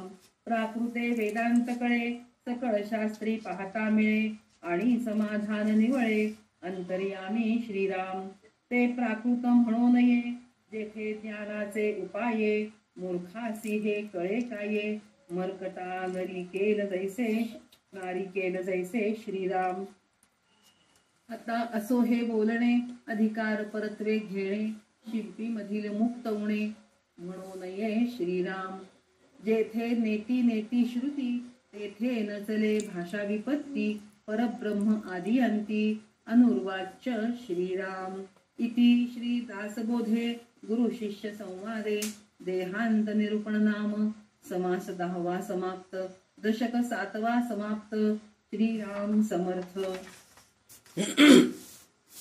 तर आता ह्याच्या अगोदरच मी सांगितले ना, एका साधूचा जर खितपत पडला किंवा कुत्रा मांजरांनी खाल्ला, तर अज्ञानामुळे लोकांना त्याचे वाईट वाटते. म्हणजे आपण अज्ञानी लोक आहेत, अरे त्या साधूला असं असं झालं, हो मांजर वाघ आलं आणि त्याला ओढून नेऊन गेलं आणि खाल्लं, तो ध्यानात बसला होता, त्याला स्वतःलाच कळालं नाही, आणि वाघ आलं ओढून नेऊन गेला आणि त्याचा मृत्यू झालं. असं मृत्यू यायचं नव्हतं हो. म्हणून आपण असं म्हणतो, पण त्यांना त्याचं काहीही फरक पडत नाही असं म्हणून त्यांनी सांगितलेलं आहे. तर त्यांनी अजून एक गोष्ट काय सांगितलंय की देहबुद्धी मेल्याने म्हणजे आत्मस्वरूपाशी तदाकार झाल्याने जिकडे तिकडे त्याला परमात्माच भरलेला दिसतो. जो ज्ञानी असतो, संत सद्गुरू असतो, त्याला म्हणतायत ते. त्यामुळे सगळी माया त्याला कुठेही आढळत नाही, म्हणजे त्याला मायाच स्पर्शच करू शकत नाही. ब्रह्मादिकांसारख्यांना त्याच्या स्वरूपाचा अंदाजा येत नाही, म्हणजे त्या माणसाला आपण ओळखूच शकत नाहीत, अशी आपली परिस्थिती होऊन जाते. देहबुद्धी मेल्याने म्हणून म्हणलं तर आपली देहबुद्धी, माझे इंद्रिय, मला हार्ट अटॅक आलं, मला लिव्हरचं प्रॉब्लेम झालं, मला कॅन्सर झालं, मला अमकं झालं, मला डमकं झालं, माझे किडनी फेल झालेत, ह्या सगळ्या गोष्टीकडे रामकृष्ण परमहंस, कोण आपले अरुणाचलमचे रमण महर्षी, ह्या सगळ्यांना कॅन्सर होऊन गेलेत हो, किडे झाले होते त्या कॅन्सरमध्ये असं, पण त्यांना त्याचा काही फरक पडत नव्हतं. आत्ता आपले जे मध्व संप्रदायाचे जे सद्गुरू आहेत, सत्यात्म तीर्थ म्हणून जे आहेत, त्यांनी स्वतः त्यांचं काहीतरी हार्नियाचं काहीतरी ऑपरेशन केलं होतं. तर त्यांनी सांगितलं मला अनेस्थेशिया देऊ नका, माझं तुम्ही ऑपरेशन करा. आपल्याला दात काढायचं तर आपल्याला अनेस्थेशिया द्यावं लागतं, आपण सहन करू शकत नाही. तसं ते त्यांचं हार्निया ऑपरेशन करायचंय तर त्यांना अनेस्थेशिया देऊ नको म्हणले. ते म्हणले म्हणजे त्यांचं देहांत बुद्धी गेलीय. देहबुद्धी म्हणजे मला हे इंद्रियाचं काही त्रासच नाहीये, म्हणजे ते जिवंत आहेत पण देहबुद्धी नाहीये. तर त्याच्यासाठी म्हणून त्यांनी मेल्यासारखंच, म्हणजे जिवंत असून मेल्यासारखं म्हणजे काय, माणूस मेल्यासारखं पडलेला असतो, खातो पितो मडून मड्यासारखं पडलेला असतो पा, आपण ही भाषा बोलतो. पण काही संत सद्गुरू तसे सुद्धा असतात, त्यांना काही अंगावर मुंग्या जात असतात, मासे फिरत असतात, घाण अंगावर पडलेली असते. हे अवधूत जे असतात ना, अवधूत बापा म्हणतो, हे नागा साधू म्हणून वगैरे वगैरे म्हणतो ना, ह्या लोक सगळं तसेच असतात. त्यांना शरीराचं काही हेच राहत नाही. कारण आता हे नागा साधू अंगावर कपडे घातलेले असतात काय, भस्म लावून घेतात मस्त, आणि अंगावर सगळं जटा पसरलेले असतात, म्हणजे त्यांना कपडे घातलं काय. आपण कपडे घातलं नाही म्हणून म्हणले की काय माणूस आहे, बायकांसमोर यायला सुद्धा याला लाज वाटत नाही, साधू आहे म्हणे, उघडा नागडा फिरतो. तो उघडा नागडा फिरतो ह्याचा अर्थ असा आहे की त्याला थंडी ऊन पावसाची सुद्धा त्याला हे नाहीये, तशी परिस्थिती आहे त्याची. म्हणजे तो नुसतं कपडा घातला नाही म्हणून तो हे झाला असं नाही. खरोखर आज त्या प्रयागराजमध्ये हे असे नागा साधू येत आहेत, तर किती थंडी आहे, 5 डिग्री थंडी आहे म्हणे, सिंगल डिजिटची थंडी आहे म्हणे तिकडं. तशा थंडीमध्ये आपण आता प्लॅनिंग आपलं चालू, महाकुंभला जायचंय, काय काय घेऊन जायचंय, कोणचे कपडे घेऊन जाऊ, आपण थर्मलवेअर घेऊ का, गरम कपडे घेऊन जाऊ का, स्वेटर घेऊन जाऊ का, शॉल घेऊन जाऊ का, हे घेऊन जाऊ का, आपली ही सगळी तयारी आहे. पण त्यांची कशी आहे बघा तयारी, अवधूत आहेत ते, त्यांच्या अंगावर काहीच नाहीये, म्हणजे देहबुद्धीच नाहीये त्यांच्यामध्ये. म्हणजे देहबुद्धी नाहीये म्हणजे देहबुद्धी मेल्याने ते जिवंत असून मेल्यासारखे असतात. वासना मेल्याने ते मृत्यूस मारून जिवंत राहतात. म्हणजे वासना नाहीये म्हणून ते मृत्यूला मारून जिवंत आहेत. ते मी आत्माच आहे या स्वच्छ विवेकाच्या जोरावर त्याला जन्म आणि मृत्यू याचे स्मरण उरत नाही. तो सामान्य माणसामध्येच राहून परंतु त्याच्याहून वेगळा असतो. त्याचे एकंदर वागणे बघितले तर त्याचे वेगळेपण अनुभवास येते. तो केवळ शुद्ध निर्मळ आत्मस्वरूपच असल्याने देहादिक अशाश्वत अशुद्ध मलिन व दृश्य पदार्थ त्याला स्पर्श करू शकत नाही. असे जे साधू संत असतात त्याची भक्ती केली तर त्या भक्तीने इतर सामान्य माणसे पवित्र होतात व उद्धरून जातात. तर आपण महाकुंभमेळ्याला जायचं, कुंभमेळ्याला जायचं का महत्व आहे म्हणून सगळेजणी म्हणतात. नाही हो, नंतर गेलं तरी चालतं आहे, खरं आहे ते. एवढ्या गर्दीमध्ये जाऊ नये, आपली देहबुद्धी आहे शेवटी. तिथे गेल्यानंतर काहीतरी व्हायरस आपल्याला लागेल, काहीतरी रोगराईनी परत येऊ आपण, तिकडलं पाणी अशुद्ध झालेलं असेल, हे सगळं जरी म्हणलं पण तसल्या साधू संतांचं आपल्याला दर्शन होईल. एक तरी साधू दिसेल आपल्याला, नागा साधू एक तरी दिसेल, किंवा ते साधू त्या नदीमध्ये स्नान केलेलं एक थेंब जरी आपल्या डोक्यावर पडलं तर आपण किती पवित्र होऊ. तर त्याच्यासाठी हे महत्व आहे. तीर्थस्थान जिथं जिथं हे साधू संत राहतात तिथं जाण्याचं आपण म्हणतो, काय अडलंय हो पंढरपूर अक्कलकोटला जायचं, गोंदवलेला जायचं, कुठं आता कितीतरी आहेत हो संत सद्गुरू, त्यांच्या समाधीच्या स्थानाला जायची गरज काय, एक त्याचं कोणाचं तरी दर्शन घेतलं तर.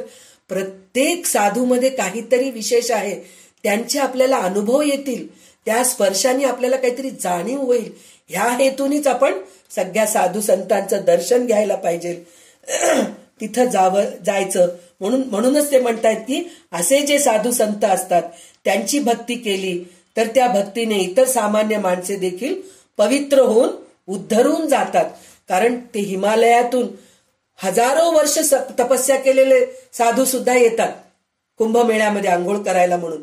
तर त्याच्यासाठी म्हणून म्हणजे जे जात नाहीयेत त्यांना होत नाही असं नाहीये, मनापासून तुम्ही तिथं जा, तिकडलं तुम्ही स्मरण करा, तर त्याचं तुम्हाला नक्कीच फळ मिळेल. किंवा कोणी कुंभमेळ्याहून आलेत, ते पाणी घेऊन आलेत, ते पाणी सुद्धा एक थेंब जरी डोक्यावर आपल्यावर घातलं तरी आपण त्याच्यातून उद्धरून जाऊ, ही वृत्ती आपण, श्रद्धा पाहिजे त्या गोष्टीवर. नाही हो ते काय कोण कोण स्नान केलेलं पाणी घेते, ते पाणी अंगावर पडलं आणि मला काहीतरी व्हायरस लागलं, नको बाबा मला ते सगळं नको. आपण तीर्थ घेताना सुद्धा विचार करतो, आपण माशा बसलेल्या आहेत त्याच्यावर, ते तीर्थ उघडं ठेवलेत. आणि अजून एक गोष्ट सांगायची गोष्ट म्हणजे, रेखाताई तुम्हाला जर वेळ होत असेल तर तुम्ही क्विट होऊ शकतात, मी कल्याणकरी रामराया वाचेन, तसं काही हे नाही. अजून एक 5-10 मिनिटं लागेल मला.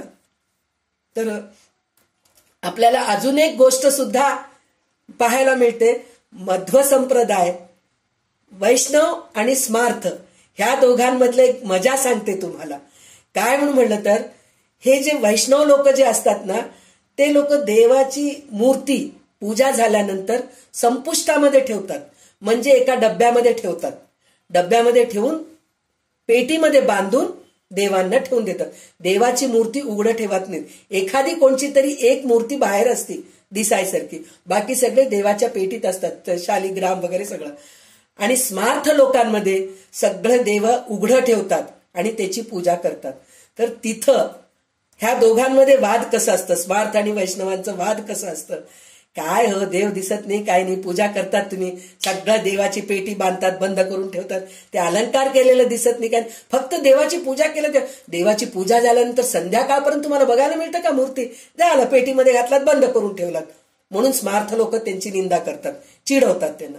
आणि वैष्णव लोक स्मार्थांना काय चिडवतात, काय हो 24 तास तुमचे देव उघडेच असतात, त्या काय त्याच्यावर पाल येऊन जाते, माश्या येऊन जातात आणि त्याच्यावर तुम्ही अभिषेक करतात आणि ते तीर्थ पितात, काय शुद्ध आहे हो तुमचं, असं वाद घालणारे लोक सुद्धा आहेत. म्हणजे हे अशा सगळ्या गोष्टी आपल्याला बघायला मिळतं. म्हणजे आपण ह्या सगळ्या गोष्टीमध्ये इतकं हे झालेले आहोत की आपल्याला कळतच नाही कुठे कसं वागावं, कसं बोलावं, म्हणजे कोणत्या संप्रदायामध्ये काय आहे त्या गोष्टीला आपण नाव ठेवू नये, त्या गोष्टी आपल्याला कळत नाही. म्हणजे आपण इतके स्थूल ह्याच्यामध्ये आहेत. म्हणजे ते तीर्थ घेतलं तर आपल्याला ते पाल गेलं असेल त्याच्यावर, ते आता आजकालच्या तरुण पिढीचे लोक ते तीर्थ बिर्थ देऊ नकोस ग आम्हाला, पुरे झालं तुझं ते पूजा अर्चा, आम्हाला ते तीर्थामध्ये काही इंटरेस्ट नाही, ते पंचामृत त्याच्यामध्ये दही दूध फुटून जातं ग, ते फुटलेलं पनीर चालेल आम्हाला, पण पंचामृत नाही चालणार आम्हाला, त्याच्यामध्ये दही घातलेलं आहे, ते फुटलेलं असतं, दूध फुटून गेलेलं आहे. म्हणजे ही वृत्ती जी आहे, म्हणजे आपण कुठल्या पातळीवर आहोत हे आपल्याला कळत नाही. म्हणून संत संघांच्या मार्गदर्शनाखाली राहायला पाहिजे म्हणून सांगितलेलं आहे.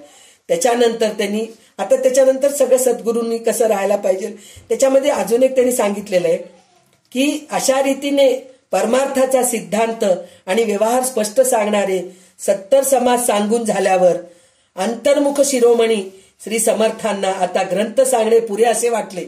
म्हणजे म्हणले ना, आता इथंच थांबवावं त्यांना असं वाटलं. या कारणाने ग्रंथ पूर्ण झाल्याची भाषा या समासाच्या शेवटी आढळते. पण श्री समर्थ येथेच थांबले नाहीत, ते पुन्हा अजून 13 समास दशक सांगितलेले आहेत ते. तर त्याच्यामध्ये त्यांनी आता काय म्हटलेत, आता या ग्रंथाचा शेवट झाला आहे. म्हणजे हे 43व्या ओवी पशी आहे, 41-43 असं काहीतरी ओवी आहे. तर त्याच्यामध्ये ते सांगितलेत, आता शब्दांची खटपट संपली, या ग्रंथाचा शेवट झाला आहे. या ग्रंथामध्ये सद्गुरूची भक्ती कशी करावी हे सांगितलं आहे. सद्गुरूच्या भक्ती वाचून मोक्ष देणारे असे दुसरे कोणतेही साधन नाही. माझे सांगणे ज्याला पटत नाही त्यांनी गुरुगीता अभ्यासावी. म्हणजे हे मी दासबोध सांगितलो, म्हणजे इतकं चांगलं सांगितल्यानंतर रामदास स्वामींना असं वाटतंय की मी बरोबर सांगितलो नाही असं त्यांना वाटतंय. तर मी कुठं आहे हो, मी काय सांगत आहे, नुसतं वायफळ बडबड करतेय, काही म्हणजे हे नाहीये. पण रामदास स्वामींचं ते स्वतः म्हणतायत की गुरुगीता अभ्यासावी. ते कोण सांगितलंय गुरुगीता? गुरुगीतेमध्ये श्री शंकरांनी पार्वतीला हेच उत्तम रीतीने समजून सांगितलेलं आहे. तर त्याच्यामध्ये ब्रह्मानंदम परम हे गुरुगीतेमध्येच आहे. जे ब्रह्मानंदम परमसुखदम आपण जे श्लोक म्हणतो की नाही, ब्रह्मानंदम परमसुखदम केवलम ज्ञानमूर्तीम द्वंद्वातीतम, जे श्लोक आहे हे पूर्ण आपल्याला गुरुगीतेमध्ये. तर ते एक श्लोकच इतकं सुंदर आहे, तर संपूर्ण गुरुगीता किती सुंदर असेल. तर त्याच्यासाठी म्हणून गुरुगीता वाचा म्हणून आपल्याला रामदास स्वामी सांगत आहेत. म्हणजे गुरुबद्दल किती ते निर्मल होते, द्वंद्वातीत होते, गगन सदृश म्हणजे गगना एवढे होते, निर्मल होते, मळ नव्हतं त्यांच्यामध्ये. असे जे सद्गुरू आहेत त्यांना मी नमस्कार करतो म्हणून म्हणत आहेत. तर ते झाल्यानंतर ते म्हणाले की या ग्रंथामध्ये जे विचार मांडले आहेत त्याच्यावर जो साधक मनन चिंतन करील त्याला आढळेल की येथे आत्मज्ञानच निश्चितपणे प्रतिपादन केले आहे. ज्या ग्रंथामध्ये अद्वैत सांगितलेले असते तो मराठी भाषेत आहे म्हणून त्यास कमी समजू नये. म्हणजे हे भाषा जे आहे ना, बोली भाषा म्हणजे हे नाहीये, संस्कृत नाहीये, किंवा आपण आता हे मी वाचून दाखवले हे सुद्धा बोली भाषा आहे, आपण जसं बोलतो तसं रे, पण यांची प्राकृत भाषा म्हणजे ओवीबद्ध लिहिलेले. तर हे कमी लेखू नका म्हणतायत ते. तर म्हणजे जे कोणी संत सद्गुरू, आता मराठवाडीमध्ये गेलो आपण तर तिकडली भाषा वेगळी असती, पुण्यामध्ये गेलो तर शुद्ध मराठी असती, साऊथ इंडियामध्ये आलो आपण म्हणजे बेळगावच्या साईडला, हैदराबादच्या साईडला, गुलबर्ग्याला आलो तर कन्नडा मिक्स असतं भाषामध्ये. म्हणून ती भाषा कमी लेखू नका. तिकडल्या संतांचं सुद्धा तुम्ही प्रवचन ऐका, कमी कधी कोणाचं लेखू नका असं म्हणून त्यांनी सांगितलेलं आहे. जोपर्यंत ग्रंथाचा अर्थ अद्वैत आहे तोपर्यंत ते तत्वज्ञानी अगदी खरे मानावे. मराठीमध्ये लिहिलेला वेदांत समजण्यास सोपे जाईल. शिवाय संस्कृत अद्वैत ग्रंथामध्ये तोच वेदांत प्रतिपादन केला आहे असे आढळते आणि मग अंतर्यामी समाधान मिळते. म्हणजे हे ग्रंथ म्हणजे त्यांनी आता इथं शेवट आहे म्हणून त्यांनी असं वाटलं, नंतर त्यांना सुचलं, नंतर लिहिलं, पण त्यांना वाटलं की हे शेवट आहे म्हणून हे आपल्याला अखेरचे शब्द ते सांगितलेले आहेत. आणि ज्या ग्रंथामध्ये आत्मज्ञानाचा उपाय सांगितलेला आहे तो ग्रंथ संस्कृतामध्ये नसला तरी कमी समजू नये. म्हणजे त्यांनी त्याचं उदाहरण दिलेत की माकडाला नारळाचं किंमत कळत नाही, तो मूर्ख आहे म्हणून म्हणतायत. आणि जो शिंपलीमध्ये मोती निघालाय म्हणून मोती जर फेकून दिला, शिंपलं म्हणजे ते समुद्रामध्ये आहे, आपलं मासोळीचं हे आहे म्हणून त्याच्यामधलं मोती कामाचं नाही म्हणून जर मोती फेकून दिला तर त्याच्यावर मूर्ख कोणी नाही. म्हणजे ह्याचा अर्थ असा आहे, तुम्ही भगवद्गीता वाचू शकला नाहीत, खूप अवघड आहे. ज्ञानेश्वरी वाचू शकला नाहीत, खूप अवघड आहे. दासबोध आपल्याला सोप्या पद्धतीने समजून सांगितलंय म्हणून हे कमी लेखू नका, ही भाषा बरोबर नाहीये. काही लोक असं म्हणणारे सुद्धा काय होते, काहीतरी भाषा आहे ते कळत नाही, काही नाही, काहीतरी लिहून ठेवलेत. भाषेला महत्व नाहीये, त्याच्यामधल्या भावनेला महत्व आहे. तर त्याच्यासाठी म्हणून ते म्हणालेत की शिंपल्यामध्ये मोतीसारखा. आता हे बोलणे पुरे झाले. प्रत्येकाने आपापल्या लायकीप्रमाणे ग्रंथातून जे घ्यायचे ते घ्यावे. शिंपल्यामध्ये मोती तयार होते म्हणून मोत्याला कोणी उणा समजत नाही. ब्रह्मस्वरूप कळत नाही म्हणून जेथे वेदाने हार खाल्ली आहे तेथे भाषेचे चातुर्य उपयोगी पडत नाही. आरंभापासून शेवटपर्यंत परब्रह्म शब्दाचा अवाक्याबाहेरच असते. म्हणजे मला काही कळत नाही, नेती नेती शेवटचं जे ओवी आहे, जेथे नेती नेती श्रुती तेथे न चले भाषा व्युत्पत्ती परब्रह्म आदी अंती अनुर्वाच्य. म्हणजे आपण अनिर्वाच्य म्हणून पण समाज घेतलो होतो. नेती नेती श्रुती, श्रुती म्हणजे बोलणं, आपल्याला बोलताच येत नाही. शेवटी आपल्याला इतकं आनंद ब्रह्मानंदामध्ये होऊन जातो की आपण काही बोलू शकत नाही. तर तिथं भाषा पण काही उपयोगाला येत नाही. तर भाषेला महत्व देऊ नका तुम्ही, त्याच्यामधलं भावार्थ घ्या आणि त्याच्यामधलं ज्ञान घ्या आणि आत्मसाक्षात करून घ्यायचा प्रयत्न करा.